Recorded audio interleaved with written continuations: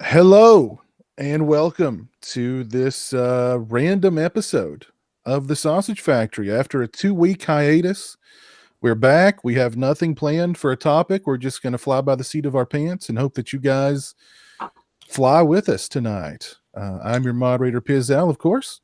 Joining me tonight so far, I've got Orc. What's up, Orc? Dude, I'm fucking getting these gains out here, bro. Look at the fucking gains, son. Fucking, Put I'm that away. lucky. Put that away, Orc. You Look, can't show dude, weapons on Eric YouTube. Freeman, Eric Freeman. Yo, Eric Freeman, come at me, bro. Come at me. I'm not Look, even curling that much or benching, dog. you're gonna get this video deleted from YouTube and the channel like struck because you're showing weapons. You're not Nudity, supposed to show nudity. weapons Yep, on YouTube. weapons and nudity. Yes. There you Oh go. my god. I'm sorry, Piz. I'm doing good. Jay keeps me going. With the Arnold Schwarzenegger quotes. Like coming as in coming, coming day and night and all the time, and then it's Maria and all that other stuff. So Schwarzenegger's a good idol too, and then you got Ronnie Coleman, lightweight, yeah, buddy, all day. So I basically just sleep and just walk on a stairmaster all day long. So I haven't really seen the greatest horror films, and then if I'm feeling sad and I don't have money for Domino's or Pizza Hut or Papa John's, I'll just play Call of Duty and hate my life even more. So overall, things are going great for me. I mean, and every now and then I'll get a pen pal letter from a guy from North Korea. So I mean, it's just I love my life right now, You're just as you can living. see. You're not living the dream. Every, You're living the yeah, meme. I'm living the memes, dreams, and I have low self esteem, dude. I'm going ham with creatine. You ain't even seen me Wow. on the okay. That's my mix. That's all you get from my mixtape. The rest is on my SoundCloud. I don't even use Bandcamp. I don't need your fucking money. Shit, boy. Wow. So, East Coast dog. Wow. Rest in peace, Natty Hustle. Hustle. I didn't even know he was like a big rapper, but what the fuck Oh, is his name? Natty Nipsey Hustle. Nipsey. Nipsey Hustle. Yeah, I'd he actually never has pretty good songs. I'd never heard of him until he passed away. I never heard of him either, but then like when Wiz Khalifa made his first album like 4 hours before, I mean 4 albums before Black and Yellow came out, he was with him in the studio and he was only like 33, so he's only 3 years older than me. But yeah, like everybody like knew who he was and shit, and I had never heard of him, and I listen to rap all the time. Rap and metal are like my two favorite genres of music. So Cool. yeah, but rest in peace, homie. Also with me tonight is Lorne. What's going on, Lorne? I'm just here searching for the English language option so I can understand Orc. Yeah. Yeah. No, I'm good. Working too much, traveling too much, but happy to be at home and happy to have a conversation about absolutely nothing tonight. Cool. Very cool. Yeah. We need to I would love like if captions are well, I guess captions once the video's uploaded, somebody turn on the captions and see how accurate the captions are for Orcs speak. Because I'm sure the captions are just going crazy. It's going to be like a Taiwanese bootleg of a Hollywood movie. Exactly. Oh goodness, but how you been, Lauren? I've been good. I mean, again, work too much. I don't know. I did get out to the movie theaters once this week, so I'm happy. Okay. Cry too much, right, Lauren? License to drive. I can't blame you. Hey yo. Sorry. This is the reason why there is a push to de-annex Maine from the rest of the country.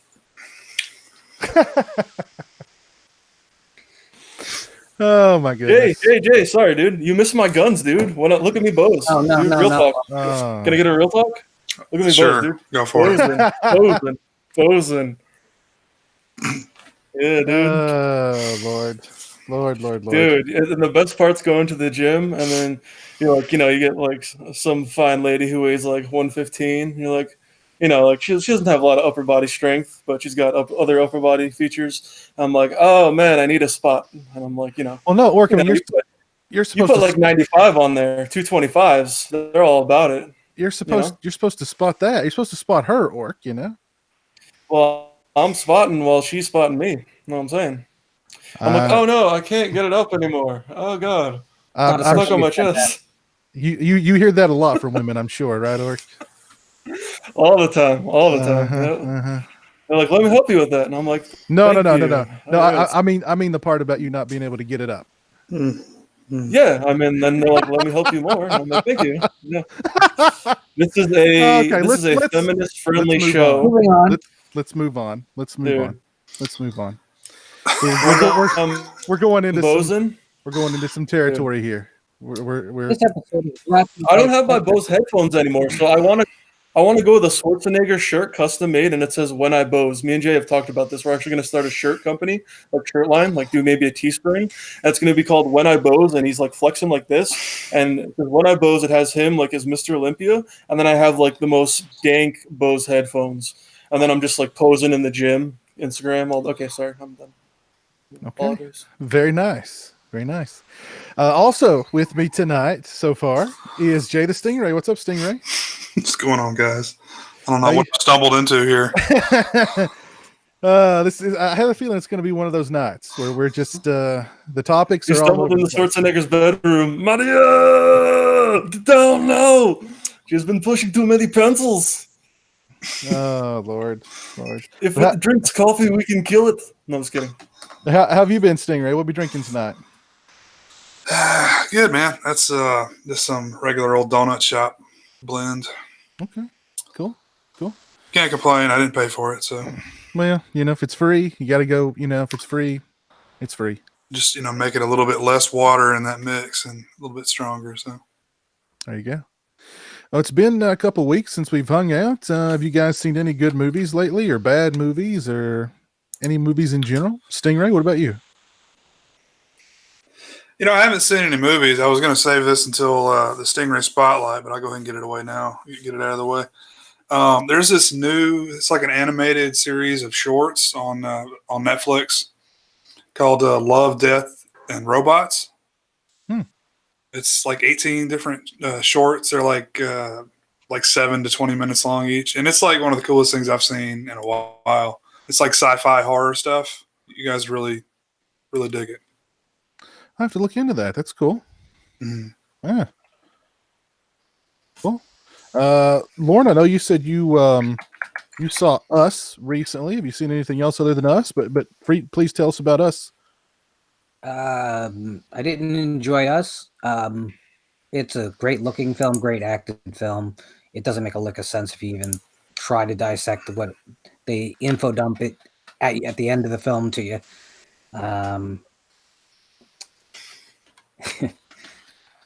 I went out and I'm lucky enough to have a theater that plays just Indian movies somewhat near my house. And I try and see all the genre films that come out of India that come to that theater. And I saw a film yesterday called Arya. And it actually shares a lot in common with Us in a way. I can't really discuss how without spoiling Us, but I really enjoyed it. It's not a musical. It is a beautiful film. One of the things, there's two things about Indian films, especially India genre films, that I really love. The first thing is they're not desaturated to hell. They actually have color in them. And the other thing is there's no sense of cynicism. Really, ever since Scream, it seems like all horror movies are extremely cynical about what they're doing. American films, anyway. And in India, it's still very wide-eyed and just there's a sense of love for what they're doing that I wish we would get back. So I recommend it, but the truth is, I think it's playing on 3 screens in the entire country. So I know Amazon Prime is getting it, I believe, in July. If you don't mind subtitles and want to see something a little bit different, check it out. Oh, cool. Yeah, that sounds pretty good. Orc, have you seen anything new or anything good lately? I watch a lot of stand-up comedy as far as movies go. I saw Us, like Lauren. I'm trying to think. I saw a few other things. What the hell did I see? I can't remember. I'm blanking right now, boys. But yeah, I saw Us. I liked it. I haven't seen Get Out yet. It's kind of like a good horror movie that tries to be like M. Night Shyamalan, if that makes sense, without spoiling anything. Mm. I don't know, dude. It was a fun movie, but it leaves a lot of questions that aren't answered. So that's kind of like WTF, PG friendly. Hmm. I hope to see Pet Cemetery this weekend, and then what the hell did I watch? I watched something. I don't know. That's where Can't Monty's remember. punk ass is right now. He's watching the Pet Cemetery, isn't Yeah, Who's? yeah, Monty? Oh, Monty. Monty. Yeah, Ah, cool, cool. yeah. Not cool, man. Not cool. Well, He should be seeing us again, supporting content that he enjoys. Come on, man. I'm looking forward to Pet But I Cemetery. plan. Pizzo, please stop cutting me off. It's completely rude and uncalled for. I'm gonna watch Avengers 3 because I've seen 1 and 2, but the fourth one's coming out, and then that's on the Friday the 26th, and then Tuesday on the 23rd MK comes out. So I haven't watched Mortal Kombat in like 5 days, so I'm gonna fucking watch that on the 22nd on Monday because Easter's on the 21st. That whole week's just a big meme for me. Got it all planned out. Got a lot of busy things I need to do, life priorities. And that's how you gotta live your life. You gotta be Gosu and fucking pro. You can't waltz into the fucking gym looking for a bench or show up 5 minutes late to the movie like a scrub. That's like when you go to the movies with someone and they're like, "Oh, it starts at 8:30," and they're like leaving at 8:26. It's like, dog, do you know how noob you are right now? Like, I can't even get jumbo popcorn and a large soda, and I need refills on those bitches before the movie even starts because the trailer sucks, and I don't care about Infinity, and I don't want to buy your Samsung laptop. That's when you get the refills. Pro tip. All right. So, I feel like I had a stroke. God, What the I hell's hate going those on people. here? What? Just what? You're kind of cutting in and out. Yeah, a No, little no, he's bit. actually Yeah, speaking. yeah. My fat book's trying to update. Sorry, guys. Mm. But just people who go to movies late. They're like, well, it starts at 8:30. Let's leave at 8:28. It's only 15 miles away. You got to get the refills on the popcorn and the soda. You got to sneak in the candy. You got to bring a backpack so people think you're going to do something crazy, but you're not. So, you just got to, it's okay if you wear all white, though. Then people think you're like Eddie Murphy and Holy Man. So it's okay. Or a member of the Heaven But you just Cult. yeah. But they had Nikes, and I can't afford those things. I only wear New Balance and Asics, and I have wide feet. They're not Kona feet. Like my 900-pound life TLC, but they're just Or very wide. that is not Comet approved footwear. Yeah. Well, I can't wear Under Armour because they're the opposite of Nike, and instead of just doing it, they're just building the wall. So I mean, Well, I gotta. they're pretty You expensive know, too. They're pretty expensive too. anytime I go into Foot Locker, I take a knee instantly, and they go, "What do you want?" And then, okay, we know what you want. I'm like, "Yep." And they're like, "Are you T-bowing?" Nope. I'm like, "I'm Kaepernicking." And they're like, "So you're sitting on the bench trying on shoes?" And I'm like, "Pretty much." Oh no! Oh, too Oh god. spicy. Oh my god. I did see a pretty good movie, a different kind of movie called Life Changer recently. It's about a skinwalker who has to s- s- uh, swap bodies every now and again in order to continue living. And he's in love with this woman, and very different, very interesting horror movie. Not a lot of movies that involve skinwalkers and that sort of thing. And I enjoyed it. It was pretty cool. I would recommend it. It's on Amazon Prime now. The Blu-ray comes out relatively soon. It's definitely worth looking into. And other than that, I'm just waiting for Pet Cemetery this weekend. Hopefully, going to watch it on Sunday. You know what movie you reviewed a while ago, and that I think you probably paid for to see it because that was right when it came out to rent it. But the Kane Hodder documentary about his life and stuff, That was I've yeah, really been wanting to watch that. I just haven't got around to it. it's very good. It's very Yeah. good. Yeah, I highly recommend it. Highly recommend it.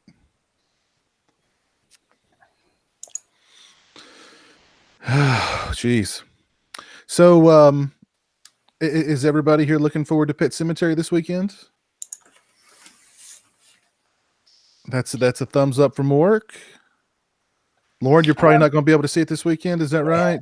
Yeah, I'm not going to get out this weekend for it. Okay. I'm excited for Pet Cemetery, but I'm sorry. Go ahead. I'll get out to it probably through the week. That's probably better in this case anyway, because the crowds won't be there. So I won't be looking at someone's cell phone blaring at my eye, at my eyes from the 3 rows in front of me, and someone won't be kicking the back of my seat. All right, holy shnikes, Chris Farley style. I went to see Us. I don't know, like 2 days ago. It was the first matinee at 1 o'clock, 1 p.m. on a weekday. 2 effing idiots come in, and one is like mentally challenged because we got to be PC. We can't say retarded anymore. And he's like checking his phone with Google alerts on. And I was going to stand up and ring him around his fucking neck and just be like, and throw his phone at the screen, just make a huge hole. And then just like, there's no witnesses. He did it. And then his friend's like just sitting there.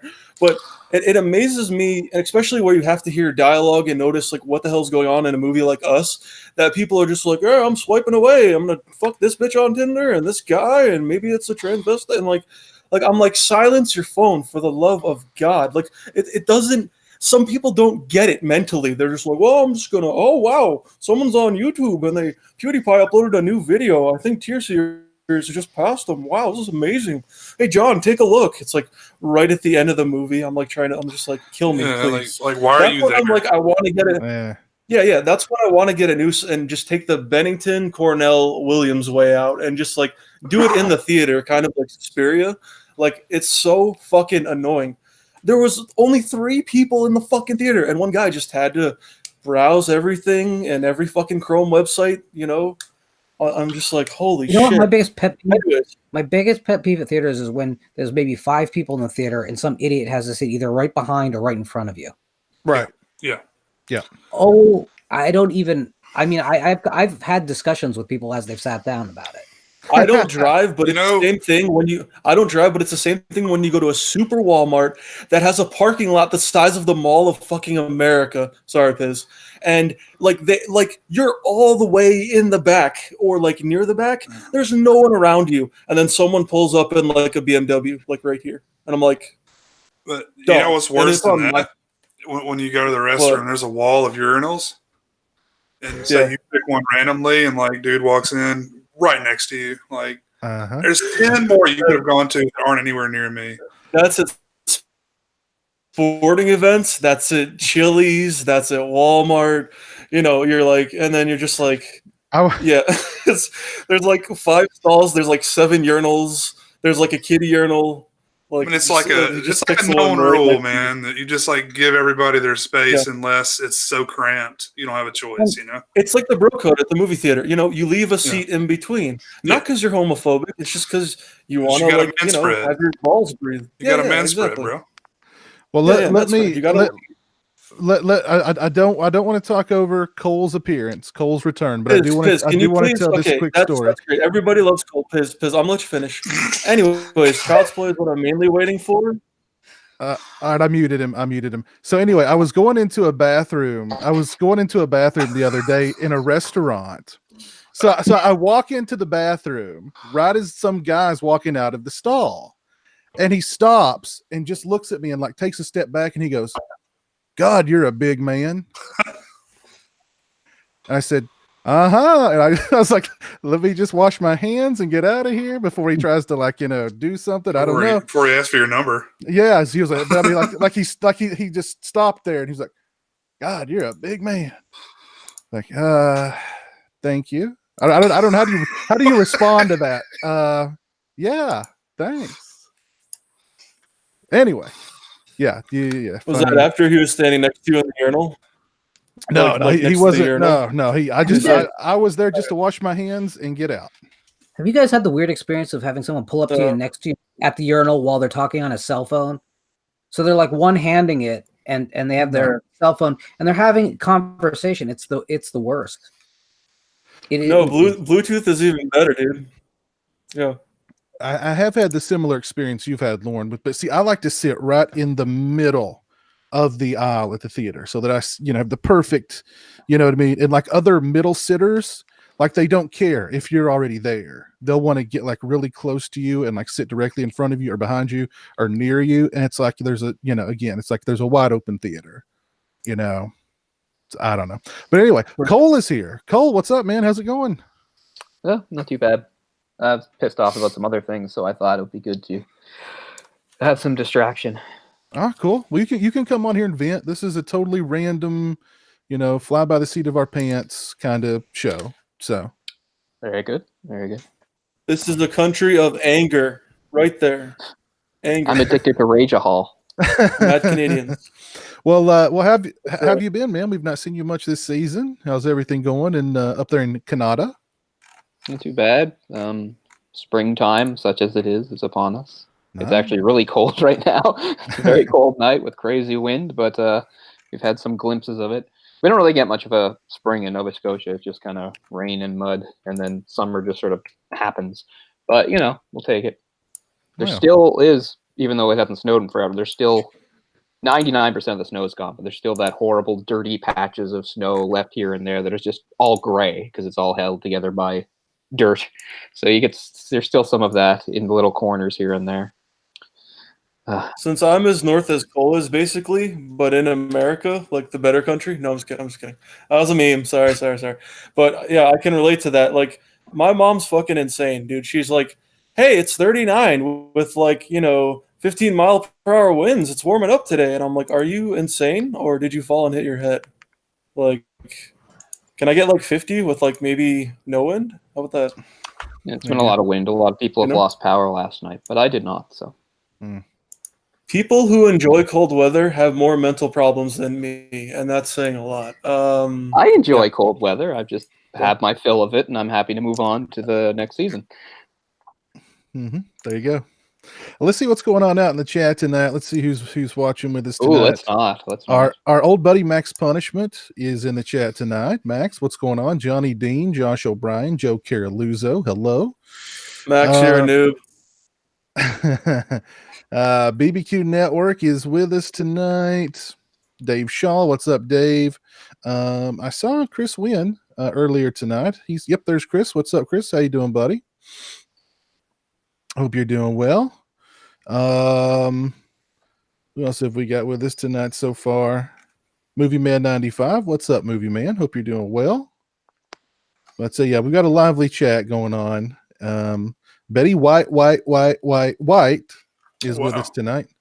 Hello, Ms. White. Good to see you. Anthony Anderson. Hello, Anthony. Hope you're having a good night tonight. Christian Hanna. What's up, Christian? How you doing, buddy? Hope you're doing well. Toffee 20. What's up, Toffee? Let's see. Christian, I believe it was Chris asked us what we thought of the Joker teaser.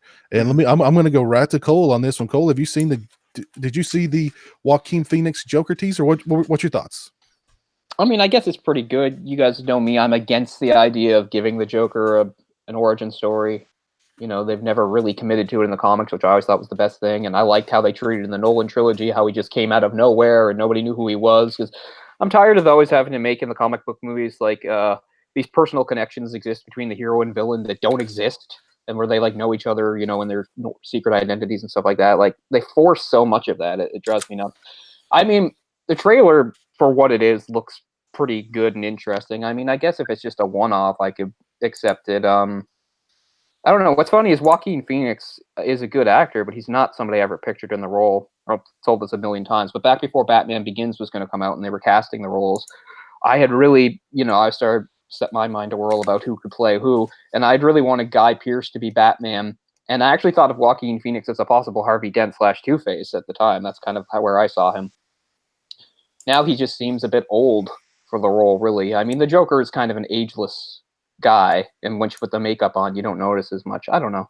It wasn't a bad trailer. It had some good lines in it and stuff that I'm sure probably lifted from the comics and stuff like that. I can't give them too much credit. Things like, I used to think my life was a tragedy. Now I realize it's a comedy. Okay, sure. It fits.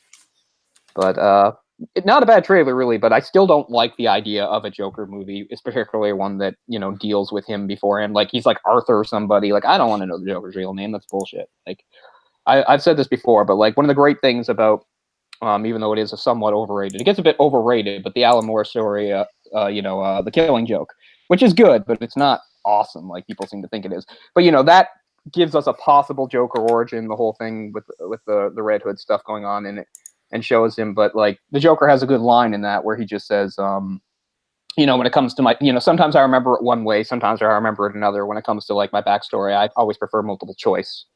And, they do somewhat of a nod to that in The Dark Knight with him telling conflicting stories about how he got the scars and stuff. And to me, that's the way to do it, not nail it down and say, okay, here you go. This is the definitive. This is the Joker. I don't agree with that, but whatever. But the preview I thought looked better than maybe it had any right to be. It has a kind of a neat sort of dark, dismal feel to it that I kind of picked up on that I thought was pretty good. So I don't know. Lauren, have you seen the Joker teaser? What'd you think? I saw it last night. I don't have a deep connection to Batman, so I mean, it looked like something that I wouldn't go to the theater to see, but if it was on and I walked in, I'd probably sit down and watch it. I always wonder when they have villain-centric movies, because it seems like the villain has to win in order for there to be any kind of arc. Because you can't really do a tragic.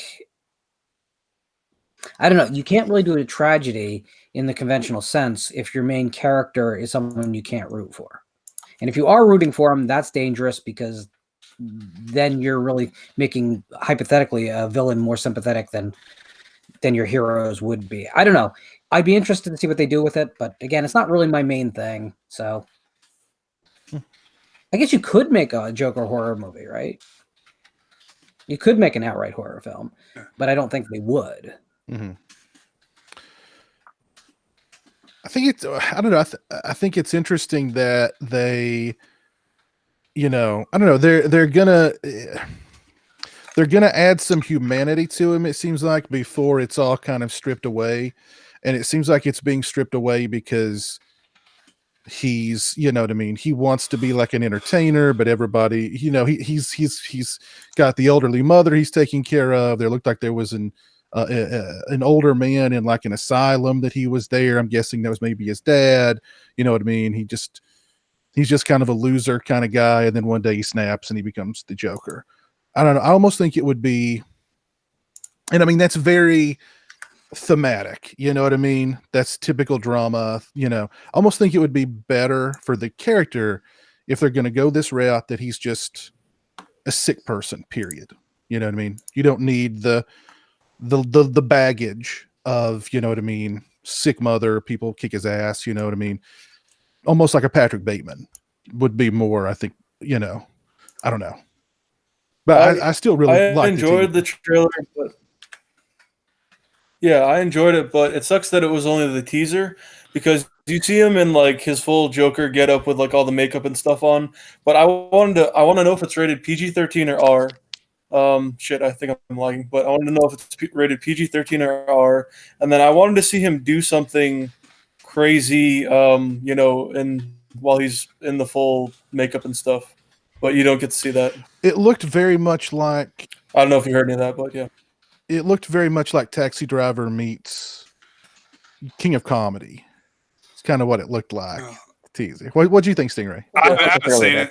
I haven't seen it. I know it's Joaquin, and I don't know. I like Joaquin. I think he's totally capable of doing that role. He's definitely going to be swinging for the fences. And I don't know. I don't know how I feel about a Joker movie without Batman being in it, but whatever. I thought the Venom movie was okay by itself.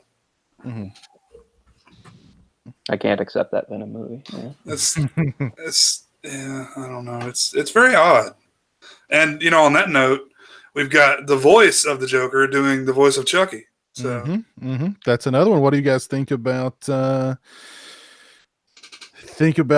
Mark Campbell being cast as the voice of Chucky? What do you think? Go ahead, Stingray. Run with it. I think it's cool, man. He does a great Joker. So I mean, I don't know, man. If it can't be Brad Dourif, go ahead. Mark Hamill, that's fine with me. Mm-hmm. I mean, hell, I'd like to see Mark Agreed. Hamill do a Joker movie. I'd like to see him play the Joker, like a live action. Yeah. What do you think, Cole? I'm all for it. Mark Hamill has a super stellar voice acting career. That's really what he's, done more so. I mean, I guess the most casual people know it's Luke Skywalker, but I mean, beyond that, he's been a voice actor in all sorts of animated stuff and video games. I don't think he'll just do a Joker thing for that. I remember about 10 years ago, there was like a PlayStation 3 or something Wolverine game where he voiced Wolverine. Now, I don't think it's a great Wolverine voice, but I could see him doing that kind of approach for Chucky, which I think could work out pretty okay. You guys have to realize, I know you guys did a whole show on Child's Play not too long ago, that I really don't care about Child's Play. I think it's really stupid. So I'm all for something new. Really? No shit. I really like the idea of Would you put it in rebooting your it top and 10? having it being like an AI or something that comes to life. The whole Charles Lee Ray transfers his soul to a doll through voodoo never worked for me. I always thought it was really silly and not scary. I think it's a lot, more scary, the idea that the doll just sort of manifests some sort of intelligence or something. I think that's a much better angle to go for. So I feel like this remake is a very, rare example of a remake could actually be way better than the original because, I don't know, I'm not scared of Charles Lee Ray. He's this greaseball, he's just some guy, and now he's in a doll, which is just sort of silly. So I don't know. It's not scary to me. Like a living doll of evil or whatever. That's more scary. So I like that approach. So maybe Mark Hamill does it. So I just hope it's not like they're trying to do the same sort of Chucky voice and attitude, which I always thought was really dumb. Like he sounds like a '30s gangster or something to me, making a bunch of like see, So I'm all for it. Was that a real talk? That's a real talk. Cole, give me the power, I beg of you. Sorry. I didn't mean to. Nothing against Brad Dourif. He's great for what it is. I just think it's flawed from the beginning. Nothing against Brad Dourif. He's a really cool character actor who's done so many awesome things, and I really like a lot of his stuff. But I don't know, man. Chucky's just. Well, silly. I was gonna say this earlier, but like Pet Sematary, hopefully it's good. Okay, it's a horror movie remake, but I'm really, really waiting for Child's Play remake. That's the number one thing this year, and then It Chapter 2, because I really enjoyed the first one. So Pet Sematary is not really a what they do with remake. It's just another version of the book. It's like Red Dragon's not a remake of Manhunter. They're just reimagining. Whatever. It's just a new adaptation. I don't know. New adaptation. There you go. Probably next week. I'll probably go see Pet Sematary next week. I'm on a little. I just want them. I want them to reboot Spider-Man again, so I can get more. I want to see. I want to see Uncle Ben die again. I want to see an origin story. Yes, but how did he? I want to see the Macho Man. And I hope he never ever leaves Hogan. high school. Yeah. God, I don't want to go on with this, but I hate their obsession with high school Spider-Man. But I was gonna say I'm on a bit of a theater kick now. I saw Us the other day, so I'm gonna see Pet Sematary soon. Cool. Lauren, thoughts on Mark Hamill as Chucky? I love everything that's coming out about the Child's Play remake so far. I was on the show when you guys did the Chucky-a-thon, but I like the first film a lot. I kind of lost interest with the sequels. I do like the outrageousness of some of the later sequels, but they're guilty pleasures. I think the first film works for what it is as a time capsule, clearly of the post-Freddy 80s. But this has all the earmarks of being an actually disturbing film. And I think that could occupy a very different and probably better place for me. Mm-hmm. But the people who want Chucky as they know Chucky are probably going to be very disappointed. And that's okay. It's okay to not get what you like sometimes. I think that's one thing that I'm really constantly reinforcing to people is that stop wanting to see the film that you're watching in your head and watch the film that people are actually making. Yeah, and we haven't gotten into Friday the 13th, but it's like when you want a Baconator, but you get a McGriddle. You still win. Right? Exactly. Well, it's just I see too many times people walk into a theater and they come out going, "Why? This would be a better movie if this had happened." Well, okay, but that's not the movie they made.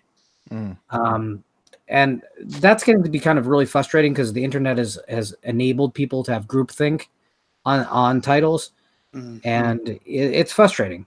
It really is, because I think that type of thought is actually now informing the movies, and that's going to be a bad thing when committees of internet trolls are making films. I don't know. I think, but Child's Play, I think, is an opportunity to stop making Chucky movies and start making Child's Play movies. I do not think there will be a sequel to this. I think it's going to be a standalone thing, both for legal reasons and just thematically. But I love the idea of Alexa as a doll that's meant to help children with disabilities or mental disorders, kind of wrecking havoc in a life, taking the emotions of the child and just taking them to the extreme, acting out every violent fantasy from an otherwise isolated character. I love that idea. Could still end up being a bad film, but I think there's an opportunity here to take something that was on the fluffier side of horror and give us something real. Yeah, I agree. I agree 100%. I feel like it's a good opportunity to make it like Skynet did that technology. We could do like a Terminator crossover. Well, I said, let me give a shout out to Cole is Gay because he's in the chat. He says, "Hope you are doing well. Wish you all the best and have a great show." I don't mean to derail. Sorry. What was the name again? Sorry. So, what's up, Cole is Gay? Glad you're hanging out with us tonight. Always a pleasure. But I think something that I said in my video when I was talking about Mark Hamill being Chucky is that, it's not just the voice, it's the personality. And,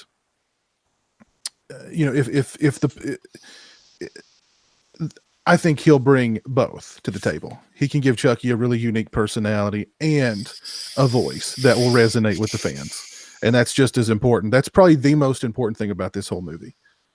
So, but yeah.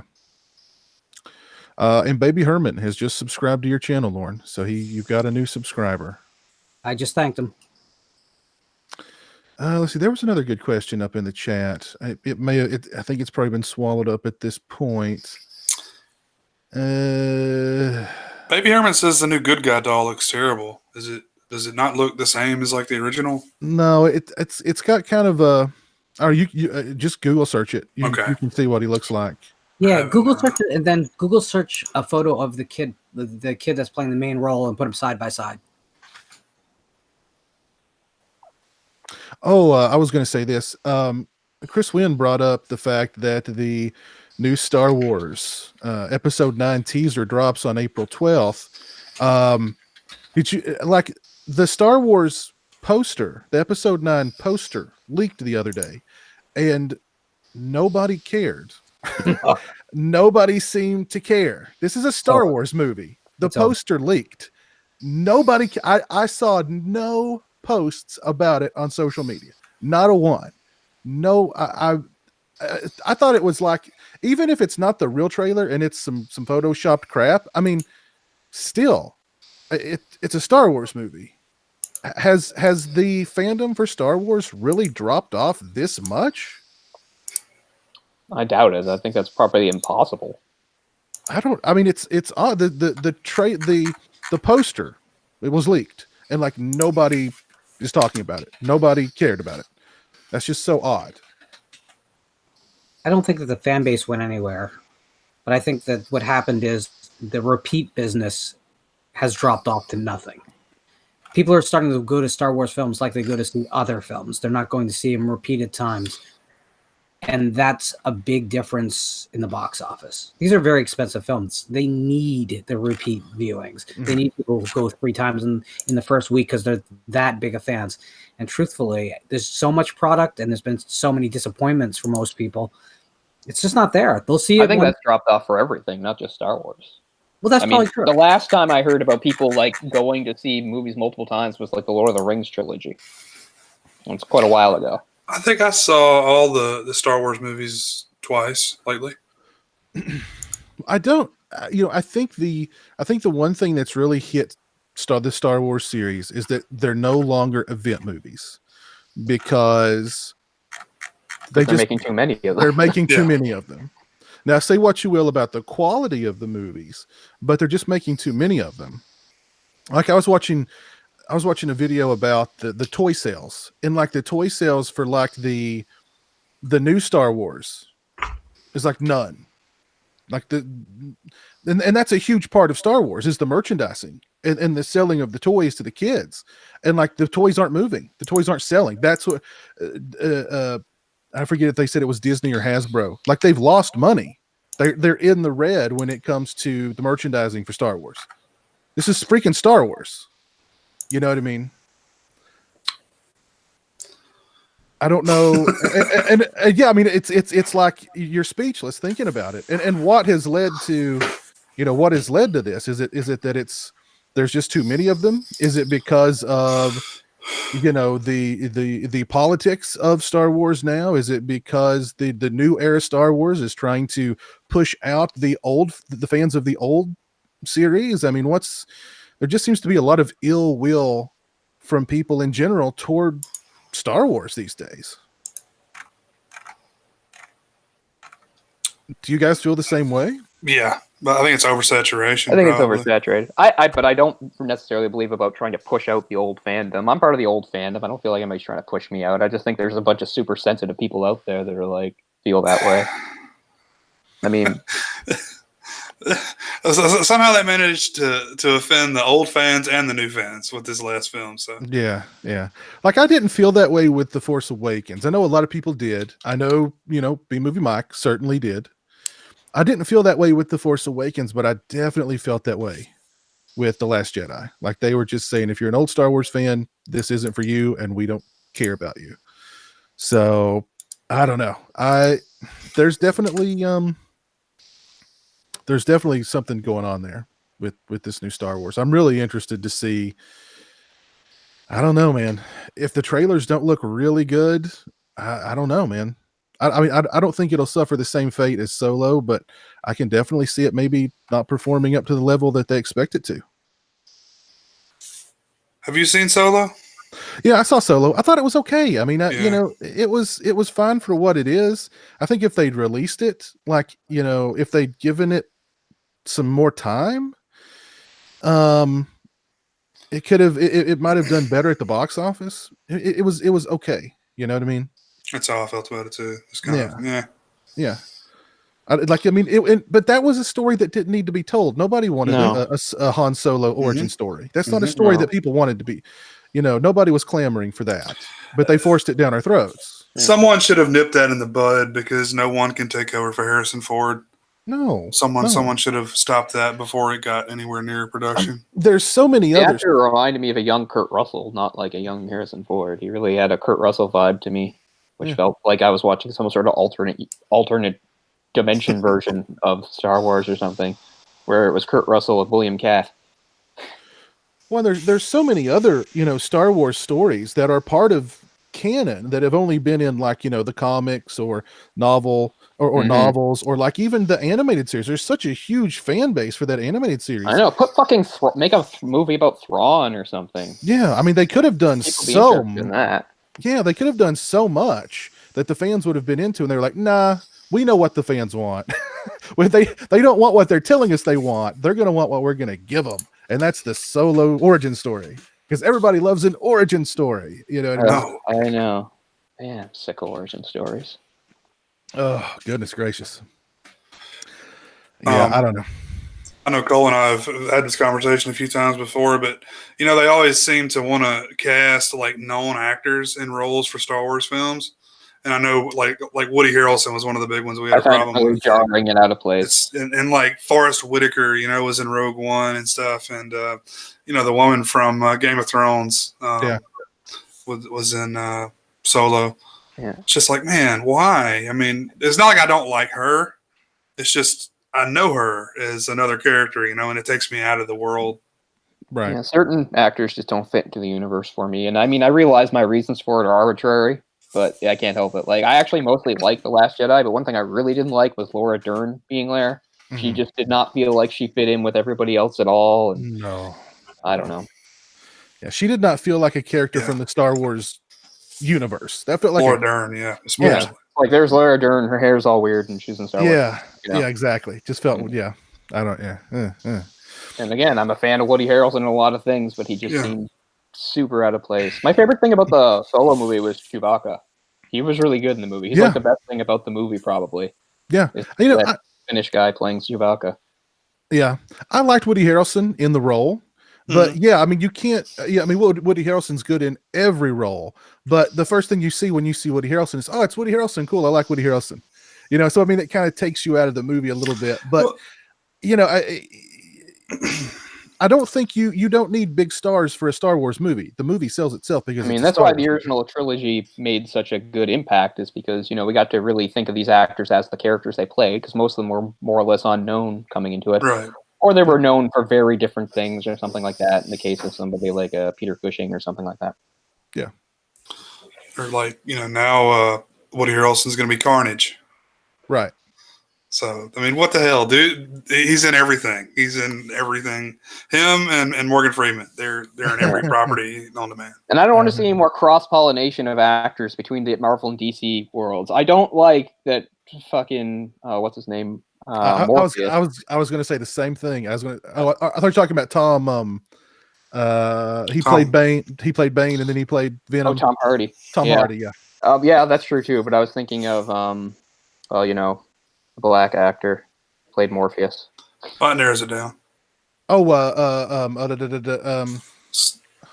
can't Lawrence I think of his name? Fishburne? Lawrence Fishburne. Yes. Lawrence Fishburne. Like Lawrence Fishburne is both Perry White in the super in DC, he's Perry White, and in Marvel, he's Bill Foster. Like, no, I don't know why that shouldn't happen, but it shouldn't happen. I realize that Bill Foster's not really a big, well-known character, but still, it's just, I don't know. Do you have to go that way?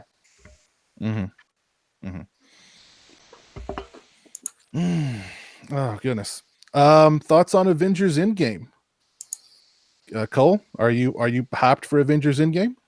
Sure, why not? I like the last one. I'm sure it'll be satisfying. I'm not concerned about it. The Avengers movies have all been good. I mean, obviously you've heard me talk about the missed opportunities because of licensing and stuff like that we can't have certain characters like X characters and stuff. But I mean, I'm mostly really happy with the Marvel Studios movies. I saw, you know, Captain Marvel, thought it was really good.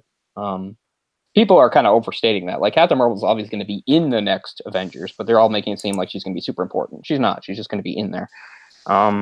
But yeah, sure, bring it on. Why not? I'm enjoying the ride. I'm interested in what will happen afterwards, because a lot of these actors might be moving on and all that stuff. So this might be the end of an era, which is pretty cool. I don't know. I mean, I'm a comic book fan. I'm used to things moving on and changing and just enduring. So I'm not like, oh, everything's going to end when this actor leaves. Fuck no. You just pick up and you move on. That was going to be my follow-up question. Where do you think they're going to go from here? Because they're definitely going to go somewhere from here. And I think, because I mean, you know what, Robert Downey Jr. said this is it for him. Chris Evans said this is it for him. So I mean, I just hope that they still continue to focus on. I mean, obviously, we always want to see new characters. That's what's attractive about it, having new characters. But I just hope they still, you know, rely a lot on the biggest characters. I don't want them going, okay, now we're just gonna, you know, do a new Warriors movie and like do 6 new Warriors movie. Like, I don't think that's smart. I mean, integrate these other characters into them, but, you know, still keep the focus on the big names and stuff. And then, you know, just do what they were doing. The approach worked pretty well. You'd have a movie focusing on this person, but then this person would come in a smaller role. Later on, they have a bigger role further on down. I think that's a good way of doing it. So yeah, I'm sure Endgame will be pretty cool and satisfying. I don't know, because they're talking about there going to be a Black Widow movie with Scarlett Johansson coming out soon. So I don't know where that's supposed to fall in the timeline, if it will be a prequel or what. I've never really cared about that particular character very much. I mean, she's a good character, but I don't like Scarlett Johansson very much. I mean, she's not even trying to do a Russian accent, which is stupid. But anyway.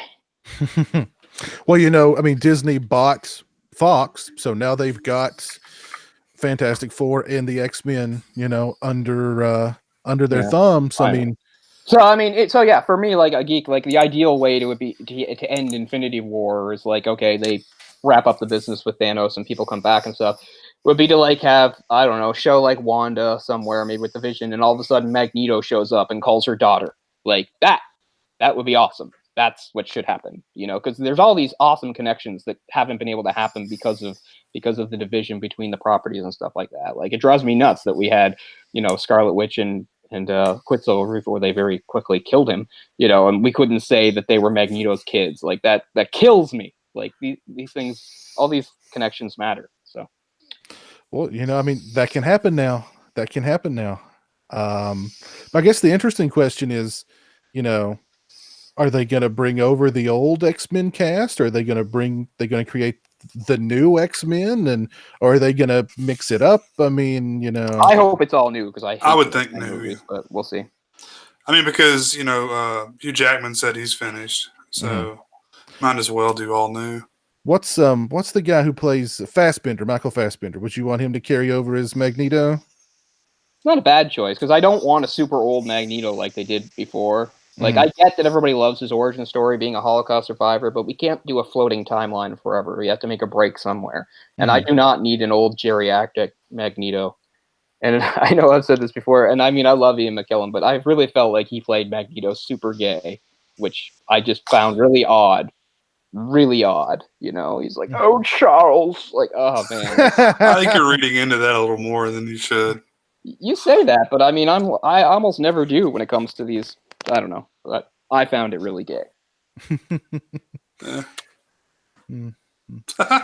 Lauren, I've got a question for you. And I remember on a past episode we were talking about growing up, and you said you'd grown up poor. Is that right? Modest, definitely modest. Okay. Well, you've got a very nice looking man cave there behind you. Lots of collectibles and whatnot, as have I. And I've had people ask me about the man cave, and I've had people ask me about. Well, I've had people criticize me in my personal life for putting too much worth on possessions, and I think that all goes back to growing up poor and not having a lot of being a horror fan, but not having the ability to buy, cool stuff, masks and figures and all that jazz. So that now that I do have that ability, maybe I mean, clearly the man cave is a testament to,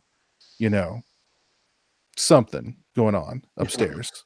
But again, I think that it's part of, like for instance, behind me there on the shelf, it's in the dark though, is like the NECA 18-inch big Leatherface figure. The video store I used to go to all the time as a kid, well, not a kid, more of a teenager and into my early 20s, they had that figure behind the counter, and they wanted like some astronomical figure for it. And every time I'd rent a movie, which was like literally every other day, I would look at that thing and just be like, God, I want that. You know what I mean? I want that so bad, but it was just way outside my price range. And like 2 or 3 years ago, I was thinking about that, and I was like, God damn it. And I jumped on eBay and I found one in perfect condition. And I was like, I don't care how much it is, I'm going to buy it because I've always wanted it. I've got a few extra bucks. I'm going to buy it. So I don't know. I kind of, and not to say I grew, I was like destitute, like I went hungry, Right. but we just didn't have a lot of money to buy, just, silly little things. Yeah, absolutely. So I've told this story, I think, even on an earlier show before, but when I grew up, there was 2 televisions in the house. There was a fairly large color television set downstairs that was kind of the family's prized possession, and upstairs there was a small black and white television, and that's where I actually discovered horror. I didn't have control of the large screen, the larger screen. It was, by today's standards, it was still a small screen, I guess, but so, but I mean, I grew up watching UHF stations, and that's that because the networks very rarely played horror. I mean, ABC had premiered a bunch of things like The Exorcist and Halloween, but mostly I'd caught older films in black and white on that small television, and because of it, everything was kind of the same age. Whether it was a Universal horror film or something made in the 70s, it was all the same to me because realistically, they didn't look all that different, and I didn't have any cultural touchstones to really stop me from just thinking that was all the one. So I grew up and grew in love with the genre in a very different way, I think, than most people, at least now, grow up with it. And there was I mean, the Alien action figure was out there supposedly. I'd never seen one in the flesh at that point, but there was not horror-based toys out there. There was nothing like that. If you were into horror as a kid, you really had nothing to latch on to. There was no thing that you could buy, even if we had money to buy it, which we didn't. I remember that's one of the reasons I found horror fiction so appealing, is I could find horror novels. This is before VCRs were in the house, so you couldn't buy movies. If it didn't get broadcast, you didn't see it. So novels were really important to me, and movie tie-in novels were extraordinarily important to me, because these were another way to experience those things. In some cases, I read the novelizations and I had never seen the films, and for years afterwards didn't see the films. So fast forward, and now everything's available. Not just the movies themselves, but toys, action figures, reproduced posters that you didn't have to beg, borrow, and steal from the video stores once they existed. So yeah, I mean, I don't make any apologies for my writing room, which is what's around me. This is who I am because of that little black and white television upstairs in my parents' house. This is who I am because society seems to have finally loosened up and embraced the idea that horror is not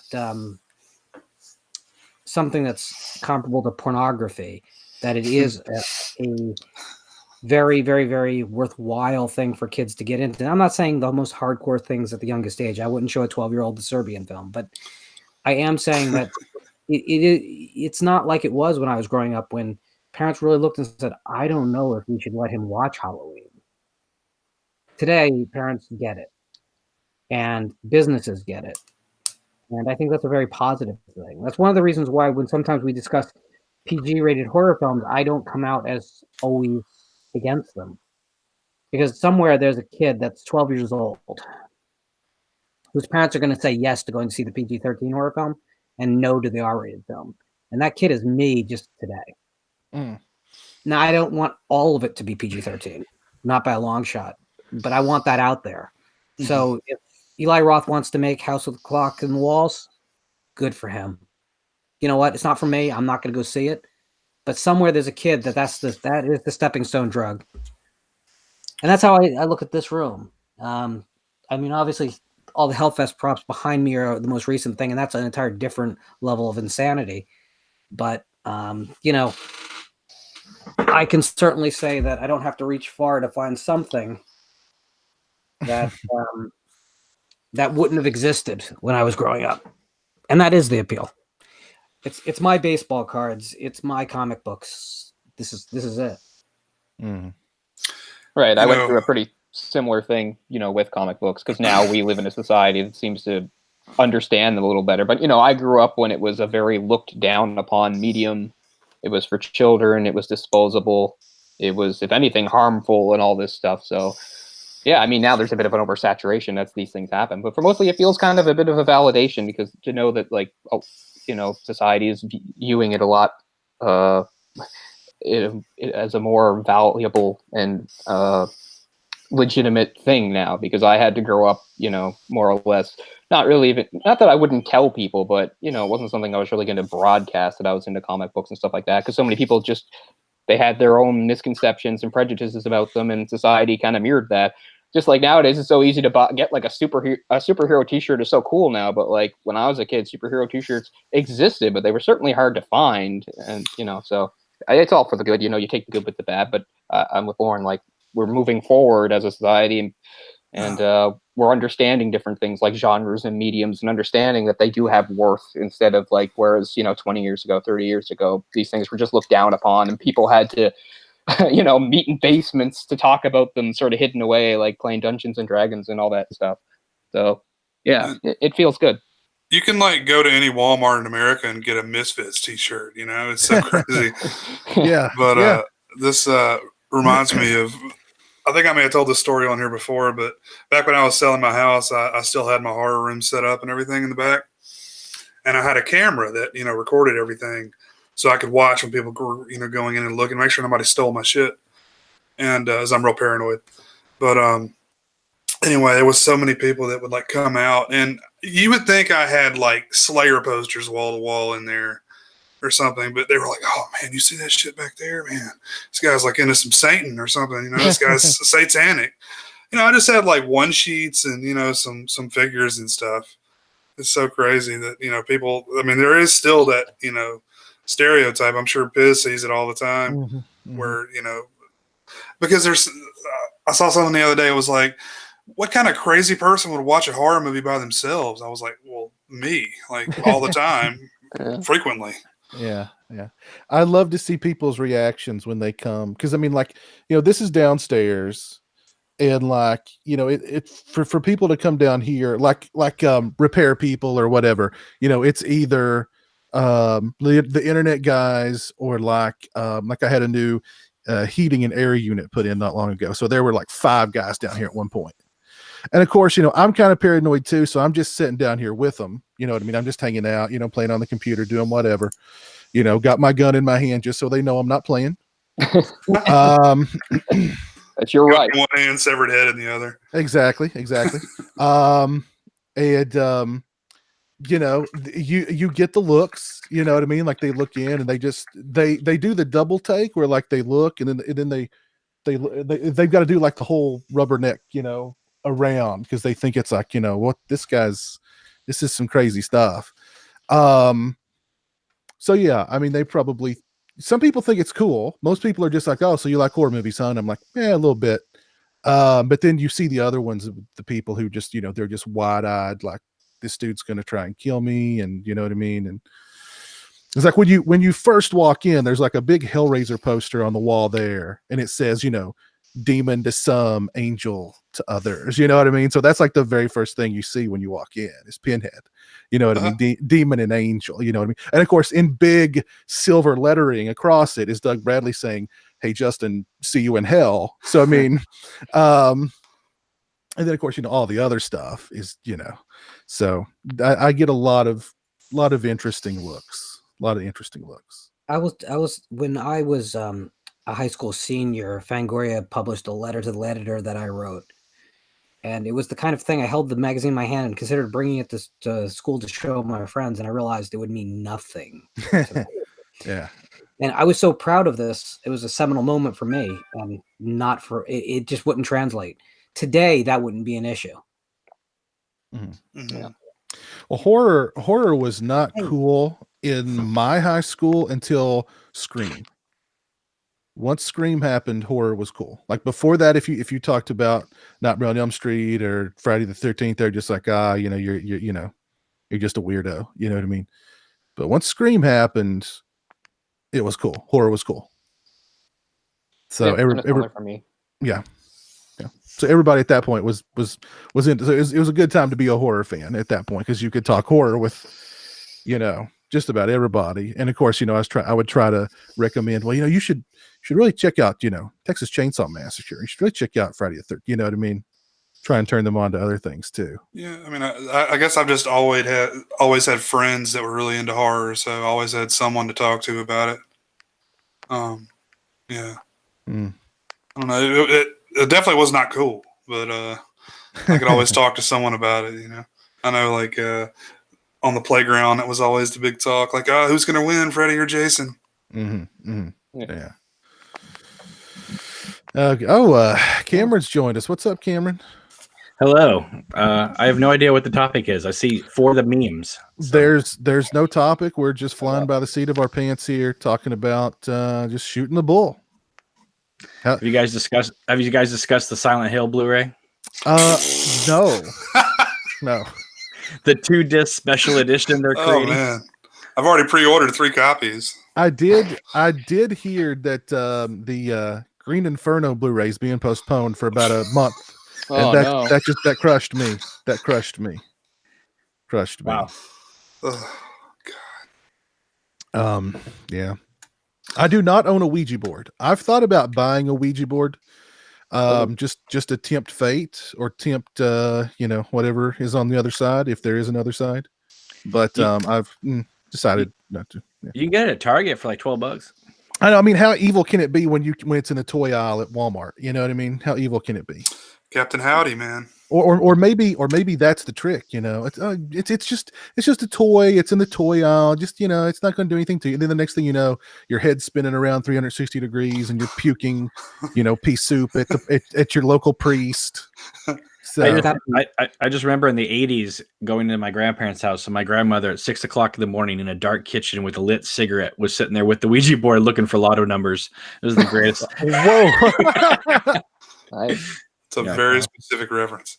Yes. Well, it's one of those memories that get burned in your head.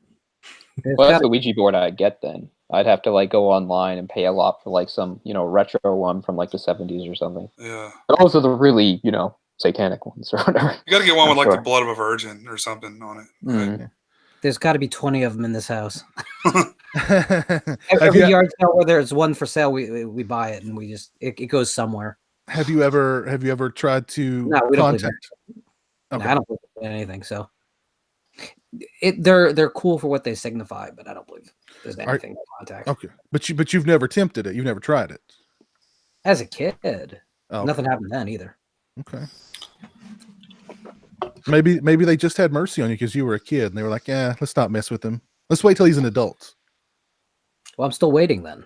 But they're wanting you to mess with it again, thinking that it's harmless, and then they'll get you. I feel like the appeal is someone's always gonna cheat and be moving it. Yeah, there's the OG. There it is. Yep, there it is. But you can do it by yourself. You can do it it alone.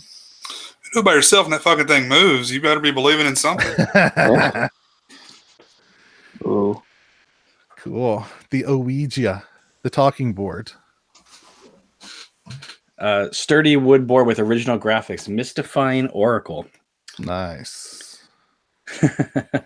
Nice. So I haven't even opened it, so I love it. Licensed by Hasbro. And then there's Twitter, YouTube, and Facebook now on the back. You film your possession. Live stream it. # lit. Ooh, that would be an interesting live stream, like live streaming you playing with the Ouija board. Yeah, Twitch it. Man, I may have to do that actually. That'd be interesting. Let's see. Let's jump on Amazon real quick and see how much a Ouija board's going for.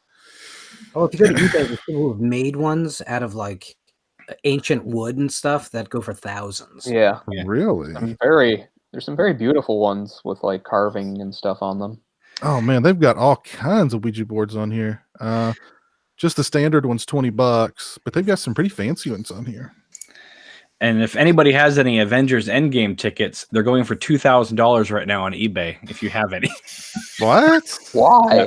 So you can see it a day early? Yep. Yeah, I mean, wow. People can do what they want with their money. I can think of worse things, I guess. I just want to post spoilers. Yeah.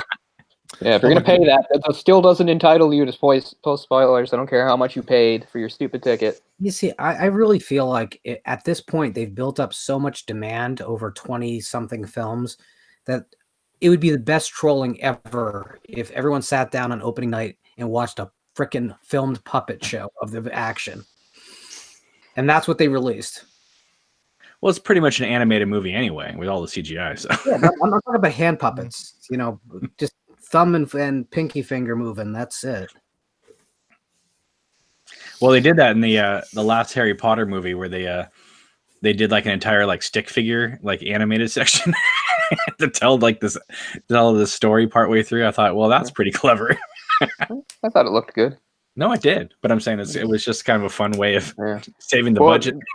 It's true though. They could get away with what Lauren's saying because they could just say Thanos used the Reality Stone and warped reality and made everybody hand puppets. This is reality now, and we just have to buy it. It's yep, Thanos did that. And AMC is doing a whole what is it? 60-hour marathon, a 3-day where you sit through all 22 films, and they promise you a large popcorn and a drink with every movie. It's who would even be ready for Endgame at the end of 22 Whoa. movies? You would be like so done. Yeah. That's I was some serious like- Clockwork Orange stuff right there. I was like, hell no, until I heard the popcorn. That might change my mind.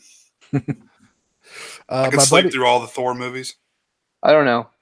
It could have a My- weird effect. You're in your like 7th movie, and then you're just thinking, why did Ed Norton leave? Ed Norton was the better. Oh shit, we're talking about those two. You know, Oh wow. oh man, I would take a nap during Thor: The Dark World though. Things like that, you know. Just, yeah, that is See, if I such was the a, that's a projectionist, nothing movie. not that there really are projectionists anymore, but if I was the projectionist during that, in the middle, I would just show like Batman versus Superman, just in the middle of it, just to mess with the audience. I would lead the riots if that happened. I'd be You the know, first one the- kicking out the door with a torch. apparently, the pre-ticket sales for the movie alone suggests over a $300 million opening weekend, the largest opening of all time. So, Jeez. I don't see it. The fill and fill is going to be too big of a problem for that. They can't get enough show times in the day. I don't believe. well, when every movie theater plays it on 15 screens, you know. But I'm sure you guys have talked about this, but I just have to ask you, Have too much. since everybody here's a Friday the 13th fan, what does And it for a- make any sense? Hey, Jason X Part 2? What? That doesn't make any sense to me. It's not the movie I wanted. Wait, that doesn't make any sense. How can you have Jason 10 I'm Part so 2? down. Oh, they had Final Fantasy X Part 2. I couldn't ask for anything more. It's perfect for me. if it's like a Netflix movie, sure. Yeah, I mean, let's explore it. Let's do Jason Goes to Hell too. Let's do some. I mean, that could be the place for these Friday the 13th movies. Let's put them on. I was going to say Shudder, but I mean, Give every Sh- sequel its own continuity. Shudder. Seriously, Shudder doesn't have that much money to spend on these things. If you guys have seen I don't. the Critters, Did you see the Critters? I saw the first one and I was like, wow, this is really low budget. Like I watched the first 3 and I slept through like 3 more, and they're not very good, man. I love Critters. It's unfortunate. Yeah. How many yeah. did they make? I thought They made 8 of them, but they cut them. There's 8 10-minute episodes. Oh, okay. Yeah. So instead of an 80-minute movie, it's 8 10-minute episodes. I don't know why they did that. But this new Jason movie is Blumhouse. Is that I don't- true? Is this like something for real, or is this like I mean, Or what's is this April Fool's thing? I don't hope it is, because Jason X Part 2 makes no sense. It's not real, unfortunately. Oh, it's Dude, not real. I didn't I would think be it very, was. very, very happy if it was, but no. Well, because I saw a lot of prominent like horror channels and stuff discussing it like it was real, and so I was like getting really scared. I saw some posts about it, but I was like, this can't be real. Listen, they need to clone Janessa, get her back as the final girl we should have had, and we have Kane Hodder back as Jason finally in a different. And I would be over the moon. This would be like if you guys got your Friday 13th Part 5 Part 2 with Roy coming back from the dead. or with Tommy now as the killer. Yeah, exactly. Yeah, I guess that's how 5 ends. Yeah. Oh, And the it- new alternate timeline. And Reggie's out to stop him. You know what I mean? That's the movie we need. But I mean, they could do all these things on. Netflix has got bottomless pockets. You mean to tell me they can't throw a few million at somebody and be like, let's do these let's do these for the fans. You know what I mean? Why not? I can sell Jason X2 to everyone here. Ready? Okay. Critters 5, Jason X2. 2 franchises that need to come together. There's the versus film you need. Oh goodness, I don't know about that. You tell me you wouldn't watch it? I'd watch it. I don't. You can't look away. I'm telling you, you can't look Yeah, away. no, you wouldn't be able to look away. That's for sure. I don't know. I like I- that part of Jason X when he's in the hologram. He takes that sleeping bag and just bashes Yeah. it up against the tree. That's my favorite part of the whole movie. Yeah, that's my favorite. Yeah, that's the best part of the movie. They are predicting though that there's going to be some sort of end to the lawsuit madness here in very soon, because Cunningham only has a brief window of time to file his whatever it is. I thought you were going to say to live. He has to. It's a resummation of his of contesting Right. and even then, though, it's not probably going to push the timetable that much further back, because unless he can actually present some new evidence, it'll be dismissed fast. So we're at the end of it. We are. But So what does it mean? Like, Well, I mean, Cunningham is an older guy. So same with Victor Miller. Yeah. You know what I mean? They just, just sell it, make a ton of money, move on, live your golden years on a boat in the Pacific, and you know what I mean? Yeah. Be done. That's what was it Kevin Eastman did, right? One of the Ninja Turtle guys, one of the two, Laird or Eastman. He, back in like the mid '90s or something, he just said, whatever, and he sold his rights to it. What it basically all means is that Victor Miller owns everything he created in that first screenplay, and nothing that he didn't. So he owns Crystal Lake, he owns Pamela Voorhees, he owns Jason Voorhees as a kid who drowned in the lake, but none of the events afterwards. Mm-hmm. Jason taking Alice underwater has to be a dream. It can't be anything else. So their hands are tied about doing much. You could Cunningham could create a Friday the 13th that does not reference Crystal Lake, the mother, or Jason drowning in the lake. Could they go to Lake Michigan or something? Could they do a different lake? They could. They have. The only thing is they can't just use a different lake and just never say the name, because that still would violate the copyright. You'd have to either just ignore the background entirely and set it somewhere else. It couldn't be in Camp Crystal Lake, or you'd have to create a new backstory. Which, if they're going to go the remake route, they could, because the way remakes are more like a concept for marketing than they are a legal term. So you could create a whole new story using the character of adult Jason, and it would be legal. It would legally fly, but none of that's gonna happen. They are gonna do what Piz says. I'm sure they're just gonna cash in the chips and go away. Cunningham also owns a lot of other things that have value.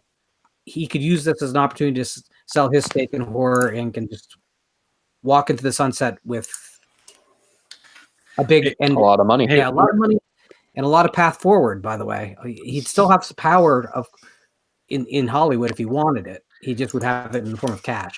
With all the horror remakes that came out in the 2000s, why didn't they remake the New Kids? That movie would have been amazing as a remake. I love the New Kids. Do you love the New Kids? Yeah, it's a good movie.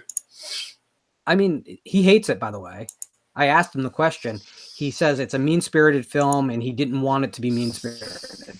I didn't probe him on it, but I'm saying, well, maybe you shouldn't have doused a kid doused a character in blood and let a Rottweiler go at him. But I don't know. I don't know if I've seen New Kids. Is that the one with Laura Logan? Yeah. Who's smiling away all the way to prison? 20 years. It is a great film. 20 years? That's what they're threatening her with. Wow. She won't get 20. She'll get something though. It's going to be a full house in that cell. Let me tell you. They need to show her some damn respect, because she was in Rad. Okay, she was in Rad. So so to me, she can't be touched by human laws. The laws of man cannot apply to anyone that was in Rad. Yeah, I've seen the New Kids because it's got a platinum blonde James Spader in it. Yeah. A great performance too. Yeah. The only thing I have to warn you is if you do pick up the DVD of that movie, which is still, I think, the only way to get it in America. I don't think there's a Blu-ray of it. It is cropped incorrectly. So there are boom night mics at the top of the screen, and during the shower sequence, you can clearly see the towel wrapped around the actress. It's not the filmmaking's fault. They just used a wrong ratio aspect that would have normally hidden it. For 99 cents, I can get the VHS on eBay. So. Oh, that's Eric Stoltz is in there too. And too tight, but it's the better way. I just remember seeing it on like HBO or something when I was a kid, and going, "This is pretty good." It was like play double feature with Tough Turf. So, wow, you have to see it, Piz. It has Tom Atkins. Yeah. For like a minute. I actually am a huge Cunningham fan. Period. If you look at his filmography. He made a lot of fun exploitation movies, and he produced even more. And he doesn't get the respect he deserves. And they haven't released those like quasi soft porn films he made with Wes Craven, huh? They never got a DVD release or anything. Case of the Smiling Stiffs. Or like No. Together or whatever. Or isn't that one of those? Well, Together's coming is out, is my understanding. But I do own the film with a German soundtrack. So it's pretty unwatchable, really, because it's a dub of a dub of a dub. It's exactly what you think it is. Yeah. What was Craven's name on that? What was he credited as? Oh, I'd have to check. It's hilarious. His name. Oh, Abe Snake. There it is. There it is. Abe Snake. I remember that. Oh man, that's great. I have a Together poster, actually, signed by Cunningham right there. What was his Cool. what was his reaction when you brought that poster to him? I have photos of his reaction. He was mind blown because apparently only 15 of these posters were ever pressed because it only played in Grindhouse theaters in New York and LA. And Wow. that's it. Oh, that's cool. So there wasn't much need to make many of the posters. There are some bootlegs on eBay that someone has made since. They're the wrong color, and that's how you can tell them apart. But even those go for ridiculous. I got this extraordinarily cheap because I contacted a guy who was selling his entire collection, and he didn't really care. He just wanted to get rid of everything. Wow. Well, cool. That's That's where you get the best deals. Mm-hmm. Yeah, the best deals were late '90s eBay before everyone realized things were worth money. Oh man. Precisely. Yeah, I got the only mine. thing worth money was what were they? Those stuffed toys. Remember? Beanie Babies. Beanie Babies. Yeah. And it was like, these are going to be worth so much money. Oh yeah. I mean, I rebought like the entire He-Man action figure collection in the late '90s for like $25. It was amazing. Wow. How much is that worth now? I have no idea. I mean, they're not in plastic, you know. Yeah, but still. I bought I still Michael have my original, Avalone. I bought Michael Avalone's novelization of Friday the 13th Part 3 for $4 on eBay back in the day. Oh, wow. It's like a $300 book right now. Yeah. Yeah, those are expensive. Very expensive. The ending, 6K, Whoa. 10 minutes. Yeah, I think that'll work. You're having some connection. You're having some connection issues tonight at work. Yeah, I don't know what you said. God. Every other syllable. Piz, the connection issue is called Maine. Oh my god. I think it might be his Chromebook. I don't know. Having a shitty Reboot. It's a $99 laptop. That's what. That doesn't help. Oh my god. Hear me now? You're cutting in and out. You're cutting in and out still. How about now? No, nothing. Nothing. Uh, Is that word for sexploitation? now. White coater? I never heard that. It's when they pretend to be a medical film, Mm. and the doctor in the film is played by Cunningham Ah, that's cool. with a goatee. It's a really horrible goatee, by the way, because And he's too young for. He's trying to act about 15 years older than he is at that point. He has like a giant penis too. No, he stays clothed. Oh, okay. Nah, yeah. never mind. There's actually not. I'm out. There's not actually as much in of the near pornography as you'd expect in it. There's a lot of talking. Yeah. Yeah. When I met Cunningham, he before we took our picture together, he pulled out like a milk crate to stand on to be somewhat as tall as me. He was a little guy. He was a nice guy. He was a little guy though. I mean, He did though. When I gave him the poster, he saw Victor Miller's name on it. And he angrily scratched it out. No, I'm joking. This was before. This was before all that. I'll tell you one thing. If I was in a position where I was working on a Chainsaw Massacre movie, I would fulfill Gunnar Hansen's request, Piz, and I would ask you to play Leatherface. I appreciate that. I'd like to see you power bomb Barnarski off the top rope.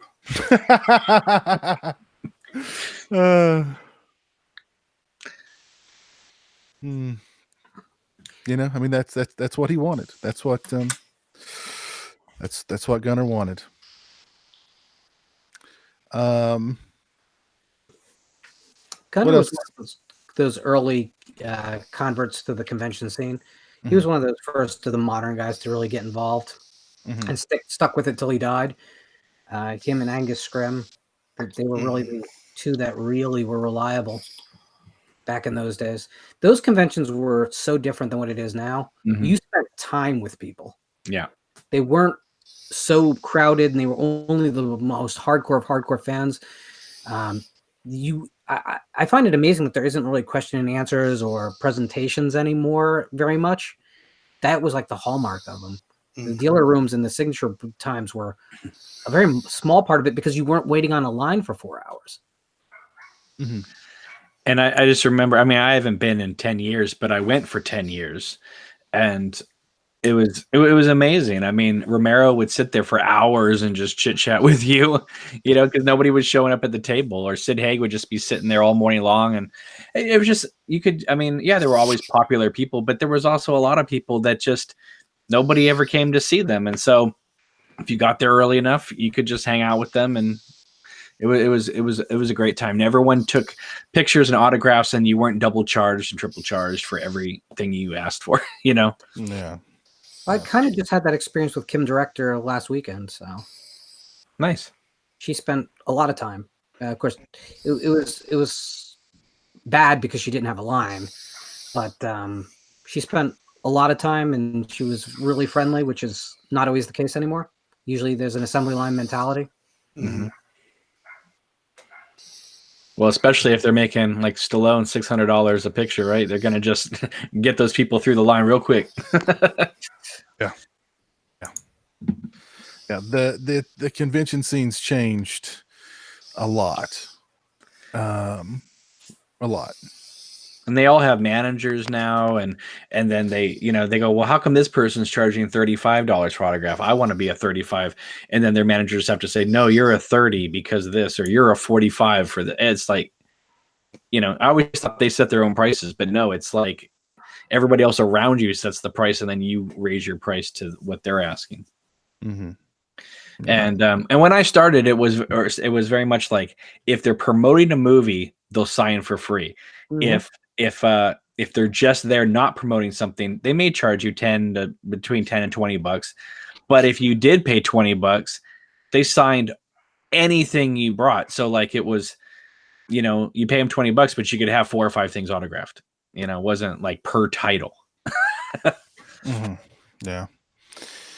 Who are you looking forward to seeing at the you're going to the Pop Rock and Horror Convention in Gettysburg next month, right, Lauren? Yeah, I'm pretty much Joe Bob Briggs is there and Corey Feldman are there. And I mean, besides that, I like the environment in these things until they get too crowded. And that's just as big of an appeal as really meeting people and paying too much for them to acknowledge that I exist. But I do miss, I mean, I wish that there was DVD and Blu-ray and whatever dealers, and I wish there was more people selling books. I wish there was more people just selling things that aren't like handmade, or a million artists trying to sell artwork, which I'm not really likely to put on a wall in my house. You're right, it has definitely changed. And they're too similar too. It's the same guests at most of the conventions, which is starting to really make me question whether I want to take a couple years off and see if things change. Yeah. For a while, you couldn't even take a year off because they would make you buy the tickets for the next year to keep your seat. Otherwise, like, you lost your seat, and then you would have to start all over again. So if you were in the front row for presentations, you had to pay $300 again before you left to guarantee you were still in row A for next year. So I must be looking at a different convention then, because I don't see Corey Feldman with this one. Give me a second, I'll bring it up here. It is the Creatures Features weekend. Oh, okay. That is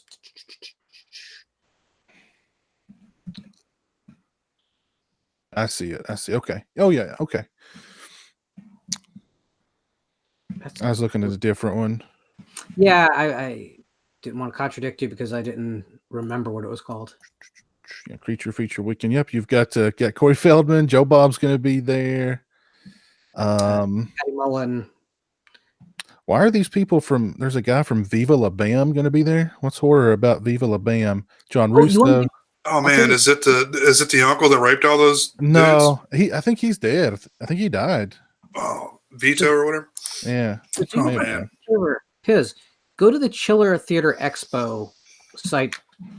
This is the longest running, consistently running horror show in America, and yet pull up their page and check out the fact that they have like no one from horror films.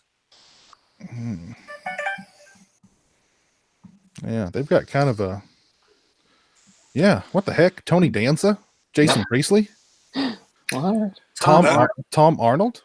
That's what I've noticed too. A lot of horror conventions are now kind of changing their format to more of a mainstream type thing. Although Cam, Piper Laurie will be there. That's great. Yeah, I agree with you, Jay. I'm sorry, I'm changing topics real quick. But the thing about the guests is they're starting to realize they can walk away with $25,000 and not have to pay a cent to taxes. So everyone's jumping on this train. I'm trying to remember one of the last actual horror conventions I went to. One of the big draws was you guys remember, it was like a show. It may still be on. It was like Once Upon a Time or some crap like that. It was like a primetime show. That was like lots of people for that. Was that like fantasy? I don't even know what you call that. I've never seen it. The comic book conventions and stuff. It's all full of TV actors and stuff that I don't give a shit about. The Chiller Theater one, my God, they've got an enormous lineup of people. It's like enormous. And like 20% of them are horror, and the rest are like, television from the 70s. Yeah. I don't know. That's really weird. They've got a huge lineup. My God, huge lineup. So, Piz, here's the thing, though, because I'm sure you've never been to Chiller Theater, right? No. So this is in a hotel that's probably an eighth of the size it needs to be to host this.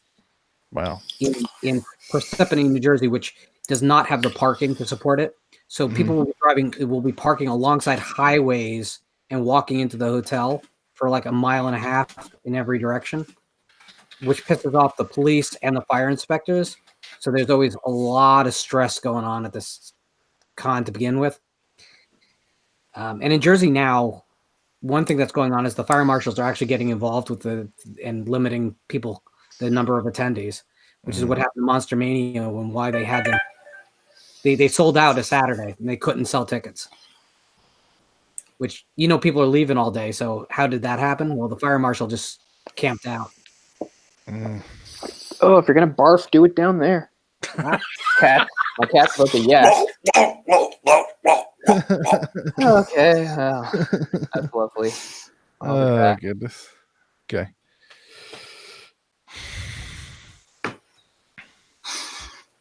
That's pretty funny. There's a great montage of cats coughing up hairballs, and they've put like dubstep music to it. It works so well. Jay, when you just did that, that's going to be a meme. I'm going to pull that out and gift that thing tonight. That's the new Rob Zombie track.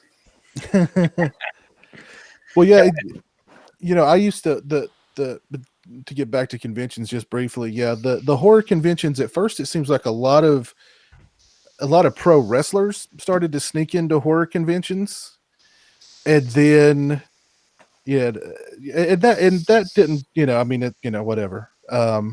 I guess a lot of horror fans are also big wrestling fans. But yeah, now you're seeing, it's like, it's the lineups are just really, I don't know, really eclectic at horror shows, even at pop culture shows. You see just a really eclectic mix of people. I don't know. It'll be Sergeant Slaughter next to Ving Rhames, next to like Blondie. Yeah. Next to like Ken Foray, But it made sense. Roddy Piper had been in some horror films, and I know the WWE did their own horror film. See No Evil, right, with Kane, right? So it makes sense. But when are they going to start doing like romantic comedy like festivals, drama festivals where they start bringing in Sandra Bullock for like 2 hours?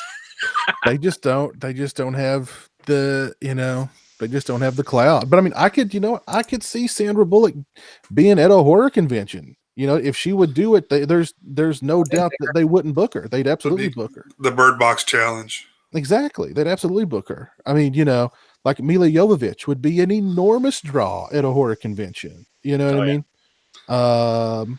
Especially if they had her and Kate Beckinsale on stage. I was going to say Kate Beckinsale would be a huge draw at one of these horror conventions. Absolutely. They could get a celebrity boxing match between the two of them. Screw that. How about a celebrity mud wrestling match between the two of them? You guys are acting like these ladies need the money. Well, I mean, no, but I mean, again, it's like we're going to take you to, someplace in the Midwest that you would never ever go in a million years. You're basically just going to sit at a table or stand next to somebody for a few hours, and you're going to walk away with $100K. You know who should go to a horror convention? Any one of them. Maybe the one that Piz goes to so that he could get her autograph. Jennifer Connelly should go. I mean, between Labyrinth and Phenomena and things like, oh my goodness, that would blow up the whole place. Yeah, absolutely. I don't know. And I mean, you see more, I mean, the convention thing is definitely, it's not just the quote unquote washed up people anymore. I mean, you're seeing like Avengers cast going to these horror conventions and charging, or not horror conventions, but just conventions and charging mad money. So, I mean, it's not just. Well, San Diego Comic-Con has really changed a lot of things, I mean, that's where everyone goes now to not to promote comic books, but to promote their biggest new projects and stuff. So, yeah. I mean, and at least the horror conventions, you're not camping out for 3 days to get into a panel like they do at San Diego Comic-Con, right? So. Yeah, it's true. They're eventually going to move Comic-Con to Vegas. They're eventually going to do it. Makes sense. Because they can actually support it. There was a time in my life where I wanted to go to Comic-Con. I really don't know if I could handle it now. I'd wind up going to prison for knocking somebody out or something. Well, Jay, why go? Why go when you can live stream the panel? Yeah. So at this point, Comic-Con is just 3 days of Black Friday crowds. That's what you're subjecting yourself to. I mean, I'm not down with that. No, exactly. In a few weeks, there's going to be the Star Wars Celebration in Chicago. They are live streaming the entire event. So why go? I'm happy just sitting in my living room in my PJs watching it. Yeah. You avoid the crowds. You avoid the unwashed masses. You know what I mean?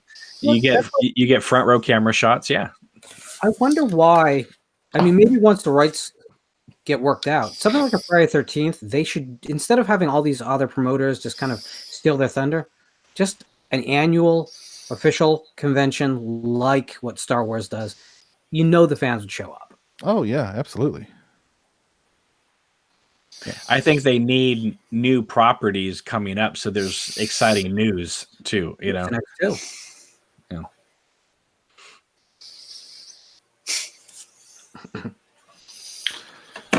Is there anything else you guys want to talk about? Just any random topics or anything else going on? So I guess we can't do too many spoilers, but Lauren saw Us. I don't really know what his thoughts on it. Where I saw Us too. Anybody else see it? I haven't seen it. It was filmed a half hour from where I live, though, the boardwalk. Yeah. I mean, I can just say, I guess I liked it more than Get Out because Get Out was not at all original to me. Get Out felt like the Stepford Wives, and I mean, just super predictable. This was original, and I guess it's okay. I felt like the story kind of collapsed in on itself once everything's like revealed. And I felt like maybe it was kind of too ambitious in a way, because the previews I watched gave me a very different sense, I guess, of what the movie was actually going to be like. And the movie has kind of a bigger sense of, I don't want to give stuff away, but like scale and stuff that I wasn't expecting that I don't think is pulled off very well. But I don't know. I still kind of enjoyed it. I mean, there's not a lot of original horror coming out, and that's why I decided to see it. But I'm still kind of making up my mind about it. But Yeah, I felt like maybe it was too ambitious. Maybe he was just trying to pull something off that he couldn't do or something. And I don't know. It was kind of disappointing. I can't say disappointing because it's not like I was going and expecting to love it because I didn't really care about Get Out. But I don't know. Well, Twilight Zone's blowing up in his face right now too. Really? How come? Just from what I understand, a lot of people who've seen it, a lot of the critics who have seen it, they're just.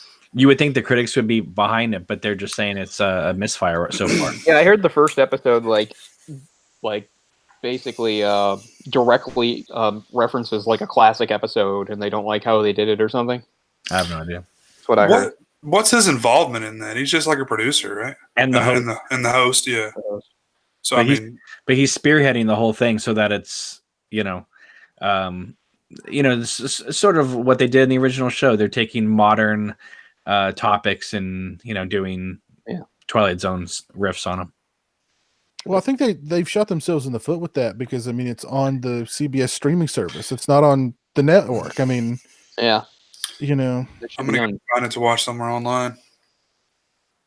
So I'm not paying like $9 for that CBS app. That's beyond crazy. Mm-hmm. There's nothing on it.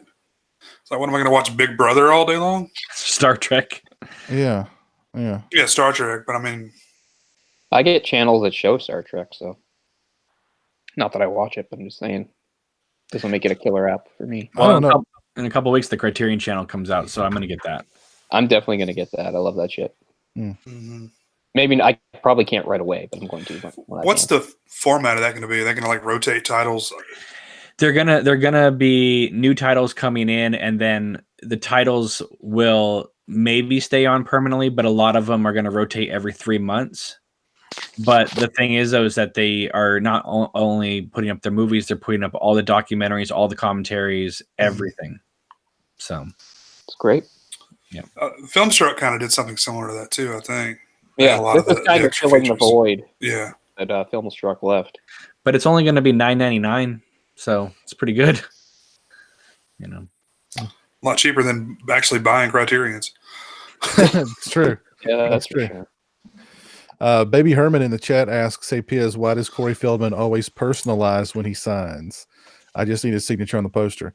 I don't know. Does he? I think he's personalized both things. I've had him sign for me, but I always asked him to personalize. And maybe he thinks you're going to resell it. I don't know. Mm-hmm. That's the whole point. You cannot resell it. Yeah. A lot of people will ask, like, do you want me to personalize it? And, yeah. I always want them to, because I'm never going to sign it, and it makes it more personal. So, but you're never going to sell it. Yeah. What were you saying, Lauren? Crispin Glover insists that that's all he has to personalize it, or else he will not sign anything. I mean, if you're paying for an autograph, I really feel like they can't argue with that. But I mean, I guess Crispin Glover will argue over anything, my friend. Yeah. No. Well, you gotta. Well, I'd love to meet Crispin Glover, by the way, too. But what? I'm sorry. It was not a good experience. Really, what happened? Tell us. He's just you feel like he's performing, but he's very argumentative with pretty much everyone in the line. Wow. It was amazing. I walked up with the Friday 13th 4 poster, and he started going into this whole spiel about how he felt that he didn't think it was a right that Jason was the hero of the series. I'm like, I wouldn't call him the hero of the series. I think he's the continuing character, but that doesn't immediately make him the protagonist. And he went off on this whole rant about that it being a hero's journey, and it really, I mean, it was just way over the pale. Everyone in line was looking at him like they were nuts. They were all, clutching their Back to the Future stuff. But apparently he was just as bad with pretty much everyone. The only thing I will say is he stayed there all night because he was spending time arguing with everyone in line. I would love to get into an argument with him over anything. I think it'd just be so cool. I did. So yeah. But I mean, can you imagine him arguing about like if you brought him like a Back to the Future Part 2 poster, he'd be like, "I'm not in this. I'm not going to sign this. I'm not in this." You know what I mean? No, they tried to rip me off. Yeah, no, he won't sign it. He won't sign it. He'll only sign the first film. And for a while he wasn't even doing that, but now he'll do any of the things he's in legitimately he'll do. but he gets very excited apparently about Charlie's Angels. That's the thing he loves to sign. So Ugh, why? Yeah. because he made it for cash and he thinks it's funny that anyone wants. He's incorrect. Yeah. Does you bring like Willard, and he's like, "Oh, this is my opus." Actually, I do like him as an actor. River's Edge is what I'd have him sign. Yeah. I'd want him to sign my Friday 4 poster, but also something River's Edge. I'm a fan of the guy, but I mean, like, he's legit crazy, right? He is. Yeah. Oh yeah. He's odd. He's odd. David No, Letterman. David Letterman. Not odd. No, David Letterman Fucking kicked him crazy. off. Wouldn't let him ever come back on because there's Almost picked him. because Crispin Glover set the couch on fire and Letterman. The clowny clown. Well, and something else too that you've got to kind of notice, you've got to pay attention to when you're at a convention too, is which is why when I go to a convention, I always bring a silver Sharpie. If you don't pay attention, they'll just grab a black magic marker and sign somewhere on a black poster. You know what I mean? Be like, here you go. Where's my $50? It's like, you can't see that. Like literally, I saw a guy, I forget who it was. They were with gosh, what was the movie? Oh my God, this was years ago. Tank on it. Who was it? I don't want to name and shame anybody, but he had signed with a black Sharpie in a black space on a poster. And the guy who was like, well, no, I don't, you can't see that. Well, don't you have a silver Sharpie? No, that's all I got. Well, does anybody have a silver? And you know, it just turned into this whole thing, but I mean, he'd signed it black on black, which is nothing. I mean, you know, That's metal as fuck, bro. Yeah, that's something So- good about comic book authors and writers is they always have a lot of pens because they know they're visual people and they know what needs to be done. So yeah. Well, that's why they have what they need based on what you give them. 'Cause that's why I I've bring got, I bring the silver Sharpie with me. I keep it in my pocket just in case. I'll look on their table. If they've not got a silver Sharpie there, I'll bring out the silver Sharpie. So hashtag silver Sharpie. Absolutely. yeah, if you get like Jim Lee to sign something, he has like a whole bunch of pens based on like, you know, what you're getting so that it will look the best, which is nice. My favorite are when people misspell my name. I have seen Ruben and Ed, Big Ideas 3. Cameroon. It's been a long time since I saw that movie, but I do recall liking it just for Crispin Glover. I'm trying to see how would you misspell Cameron? Clyde Barker misspelled my name on one thing. Wow. That's well, I think I've told this story before about Cameroon? That's what I No. said, Cameroon. No, he left out the E. It was just Cameron. Oh, you're like a transformer. Cameron. But Yep. he only did it one time. Other things, no, but just that one thing, you know. I think I've told this story before, but it was who's the guy from Clockwork Orange, McDowell. Malcolm. Malcolm McDowell. Yeah. I met him with my Clockwork Orange poster. And you know, he was like, "What's your name?" It's like, Justin. Justice. No, Justin. Justin. I even spelled it out for him. Justin. Okay, and he signed it to Justice. That's really odd. Very well in his signature. And I was like, okay. Does he get a lot of justice requests? Like Justin, that's a strange name. Yeah, like what a weird name that is. I don't know. I think maybe he was. I don't know. I mean, I told him 3 times and spelled it out to him, and he still wrote Justice. Have you guys met the celebrities where you have to hand them the card with your name written down? Yes. Well, I mean, I guess if that's stuff like that's going to happen, you have to. Makes sense. Yes. The first professional interview I ever did in my journalism career, the first time when I was 19, it was a phone interview with a fucking psychic, and she called me Andrew through the whole thing. Not very psychic. No, Like not at all. multiple times. Like she didn't even have a reason to say my name, but I guess she wanted to be personal, and she'd be like, "Well, Andrew." Like, okay. So yeah. Jeez, that's so funny. It wasn't very fun writing the article. I wanted to write the article and be like, she's not a very good psychic. Baby Herman says use a paint pen. Yes, paint pens are good. Paint pens are good. Yeah, paint pens are good. Yeah. That's your justice. That poster is on my bathroom door. So every time I walk into the bathroom, I see two justice very well. So I don't know. Like Clockwork Orange, if I had the poster, that'd be great. But if I had the balls, I'd walk up with a Caligula poster. I'd like to have a Caligula poster. That'd be pretty cool. Or a Tank Girl poster. I forgot he's even in Tank Girl. wow. He's in so many terrible movies. Like, I like him, but he's in a ton of terrible movies. Isn't he in, like, in Milk Money, I think? Probably. Or he says, the sock up.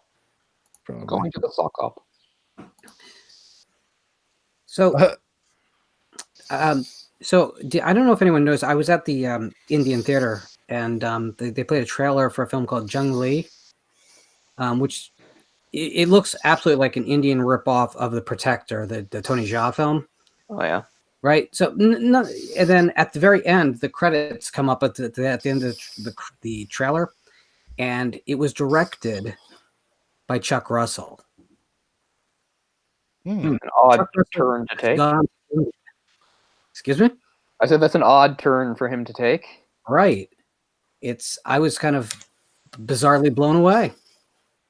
I mean, it looks like he did a competent job, but I just don't see a lot of American directors go to India to regain their career. What was the last thing he did here? He did The Mask. That's the last thing I mean, I'm sure he did something after The Mask, but I don't know. I guess it's good he's still working. You would think that guy would have had a bigger career considering Dream Warriors was a huge hit. Mask was a huge hit. Yeah. The Blob was a huge hit. Well, right? It was a competent hit, right? People liked it. The last big thing he made was The Scorpion King. I think we may have gotten to the bottom of it. That was not a huge hit. No, but it did have The Rock. It probably didn't. It lose did, money. but it was before he was super bankable. There's 7 direct-to-DVD sequels, all right? So yeah, well, it was obviously somewhat profitable. Yeah. And then he made a action film with John Travolta called I Am Wrath. Yeah, I heard of that. Never saw it. Sure, it graced the Walmart I catalog. didn't see the movie in like 15 years. I'm sure you can find it in Walmart right next to Gotti. Has anyone seen Gotti? Like, I'd love to watch it. I need to on watch my it. Netflix, but I don't see any reason to put myself through it. I need to watch it just to see how bad it is. I don't think I've ever heard a movie that got cut 24 hours after. I didn't realize that he'd also made Eraser. Oh yeah, I that's didn't right. know that either. Yep, that's right. Eraser's okay. Yep, that's right. So he's got some big movies under his belt, you know. Yeah, I guess so. I think Chuck Russell and John McTiernan should do like a Grindhouse double feature movie together. Bring their careers back. Just one of those guys that looked like he was going to become one of those next generation, elite horror directors. And this, I guess, The Mask really probably just detoured him. Mm-hmm. But not monetarily. I mean, that was a big hit. No. So The Cher movie, right? Not the Jim Carrey movie. Exactly. Okay. Exactly. No, he did the Jim Carrey. Are you serious? He did the Jim Carrey movie. Yeah. Oh, really? No, I don't know. Yeah. Oh, It says here that his next movie will also be another Indian martial arts movie. So maybe he's found his new niche. Because supposedly he's got another project. Hey, you know what? It makes sense because we're going to get to the point now where movies are going to be strictly made for the Chinese audience. They are overtaking the movie theater because in America there's 5,000 theaters in North America and there's 50,000 in China. And so they're going to start opening the floodgates, and so instead of a third act Chinese moment, we're going to have entire movies take place in China now. We're already seeing it in the Meg. I don't know if you guys have seen that, but Mhm. it very much plays to a Chinese audience. But even something like The Martian, right? I know it was in the book, but still, in The Martian, we partner up with China to get him back. You know, I mean, it's a big thing. Transformers, you know, they're doing whole third acts now in China. Avengers, the first Avengers, Joss Whedon shot 15 minutes of extra footage that only plays in China because it has Chinese actors in it. Yeah, there's that whole thing I've seen it where like Tony Stark is being looked at by all these Chinese doctors. It's like the whole movie just stops. You can go into this room and have them look at it frowning. But I mean, give China credit. They're coming around. They're starting to do some big budget stuff. I saw their first really big budget. This is, you know, mainland China, not Hong Kong. Sci-fi movie, The Wandering Earth. I saw that in theaters back in February, and it was really good. I was really impressed by it. So, you know, I'm looking forward to them finally producing some big stuff like that. You think is John Woo is back there, right? Did he go back? Yeah, he's been back for a while, but he's Hong Kong. Yeah. I mean, I'm a big John Woo fan. I like his stuff. I thought Redcliffe was awesome, but you know, The 5-hour version. I don't remember which version I saw now. It was long. It was long. It was in 2 parts. So. Oh yeah, that's the 5-hour word. We played a 2-hour version at a movie theater I worked at, and everyone's like, "That doesn't make any sense." And I said, "Well, it was 5 hours." So. Yeah. No, I saw it in 2 parts. I just support the idea of anywhere in the world that can give us something that kind of breaks the stranglehold of Hollywood and Hollywood's cookie cutter nature at this point.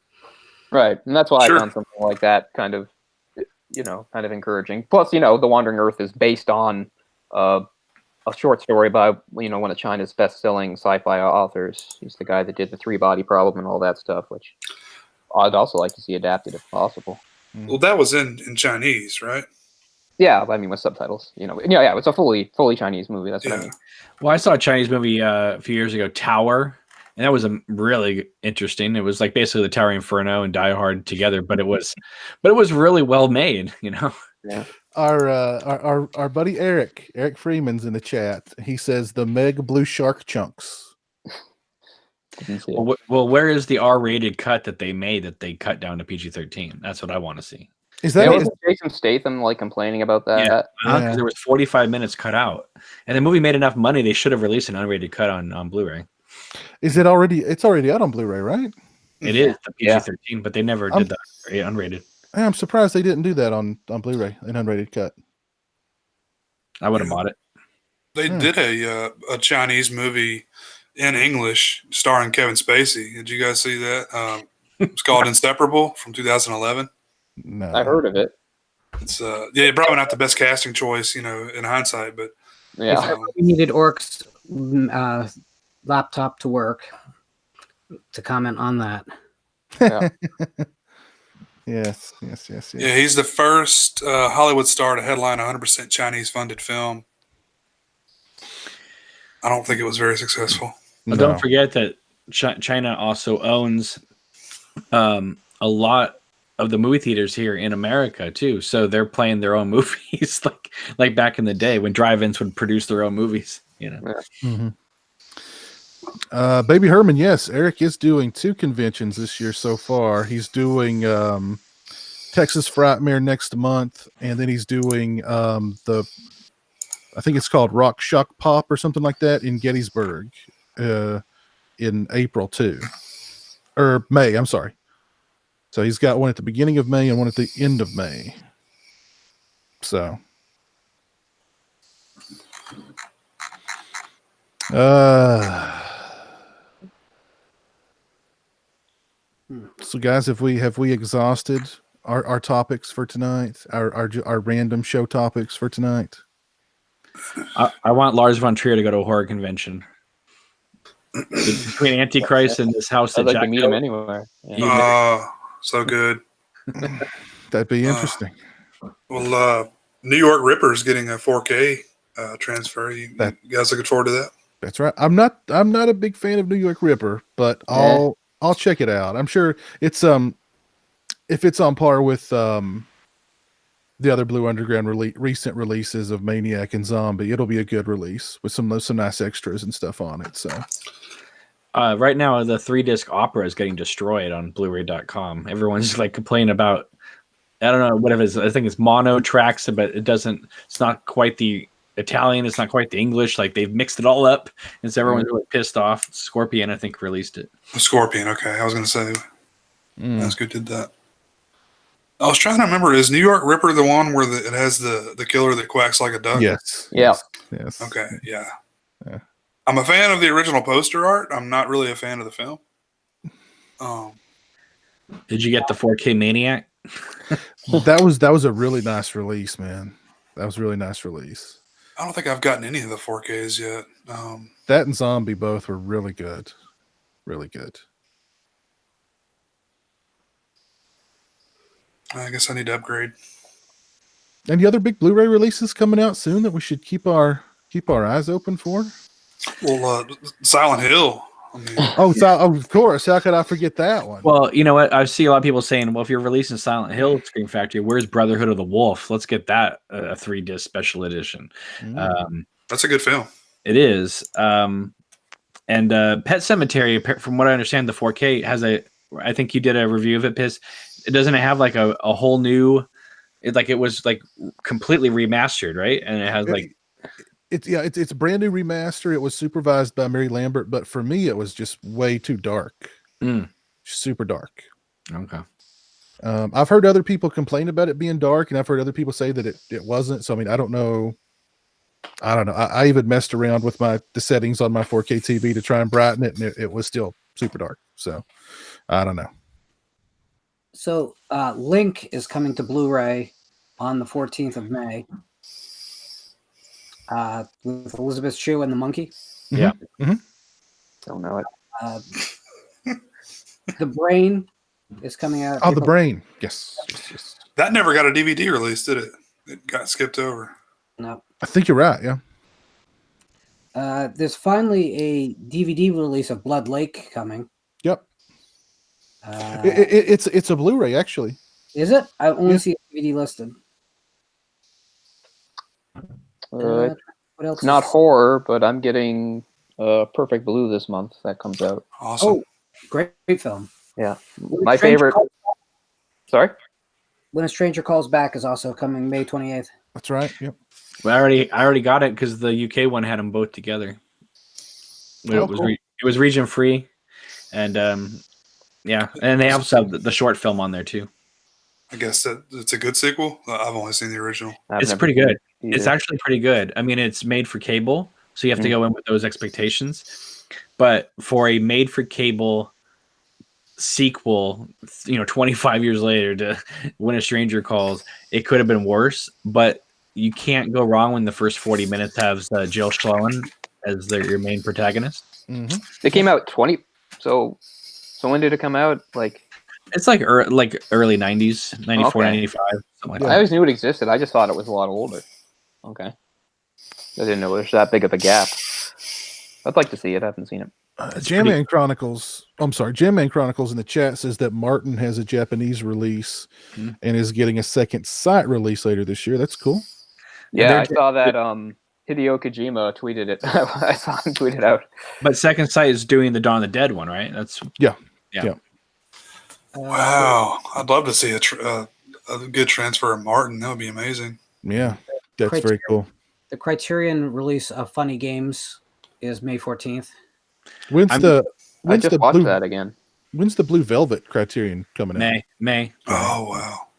And the reason to get that is because even though it's got all the extras that the MGM disc has, it has this documentary called Frank Goes to Lumberton on it, which is an 1.5-hour documentary made on the set while they were making the film. So it's all like you are on the set with Lynch making Blue Velvet for an hour. Sold. Wow. I'm sold.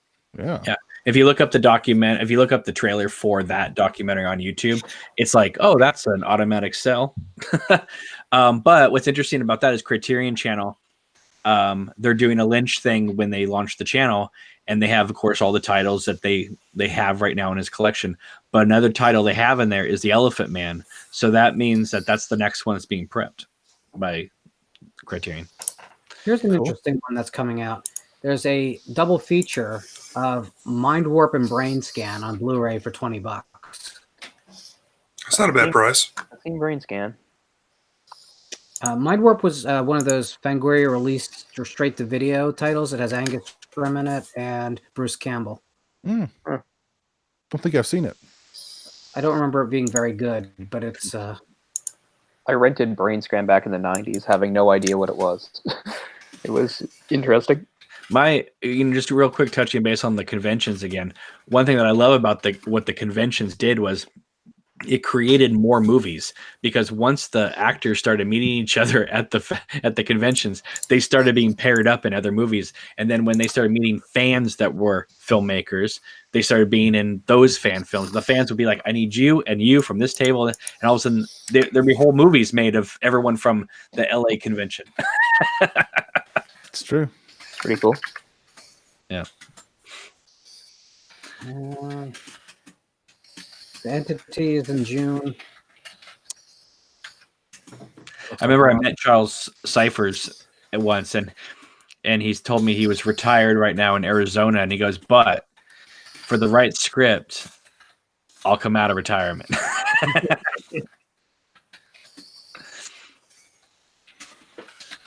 He's an actor I always thought needed to get more of a due, because I think he was solid in everything I saw him in. Yeah. Well, guys, why don't we call it a night? We've been going for about 2.5 hours. We've covered a lot of topics. Had a nice little, random chat tonight, flying by the seat of our pants. Just big thanks to everybody who tuned in tonight. Thanks to everybody who hung out with us in the chat. Let me give some shout outs here. Our old buddy Jerpin's watching with us tonight. Jan Man Chronicles, of course, my buddy AJ Steak Sauce, who's been with us pretty much the whole time. Baby Herman. Baby Herman has an interesting question. Maybe you can answer this for him, Lauren. He wants to know if anybody can recommend the Cannibal Holocaust Blu-ray. It says 3-disc set, but they want $25. Great. I haven't upgraded to it yet, so I don't know the release. Okay. I still have my DVD. Look, if you love the film, I can't imagine it's looking any worse. So if you don't own it, and you'll go for it, but just make sure you're ready for that movie. Yeah. Don't eat spaghetti while you're watching it. Don't eat anything while you're watching it. That's true. Maybe some antacids. Leave your conscience at the door. I can't show the cover, but it's well worth it. I mean, it looks beautiful. So cool. Does it got titties on it? It's got titties. No, it's got the pole lady. But this cover is cool. I've never seen that. Yeah. Gosh, he's clothes. They got a Tim Lucas quote in the back: "The Citizen Kane of cannibal films." I guess so. Yeah. I agree. Yeah. Pretty much. Wow. It's not like Joe D'Amato's Trap Them and Kill Them is going to be like, preferable on anyone's list. Let's see. Jan Man says, I never thought Edge of the Axe would get a Blu-ray release. Yeah, I'm glad it is. I like that. I like that slasher. Of course, Damon Michaels, our old buddy Eric, is hanging out with us tonight in the chat. He's trolling Orc, which is always a good thing. Let's see who else is still with us tonight. DJ, Baby Herman. Well, I think I already mentioned Baby Herman.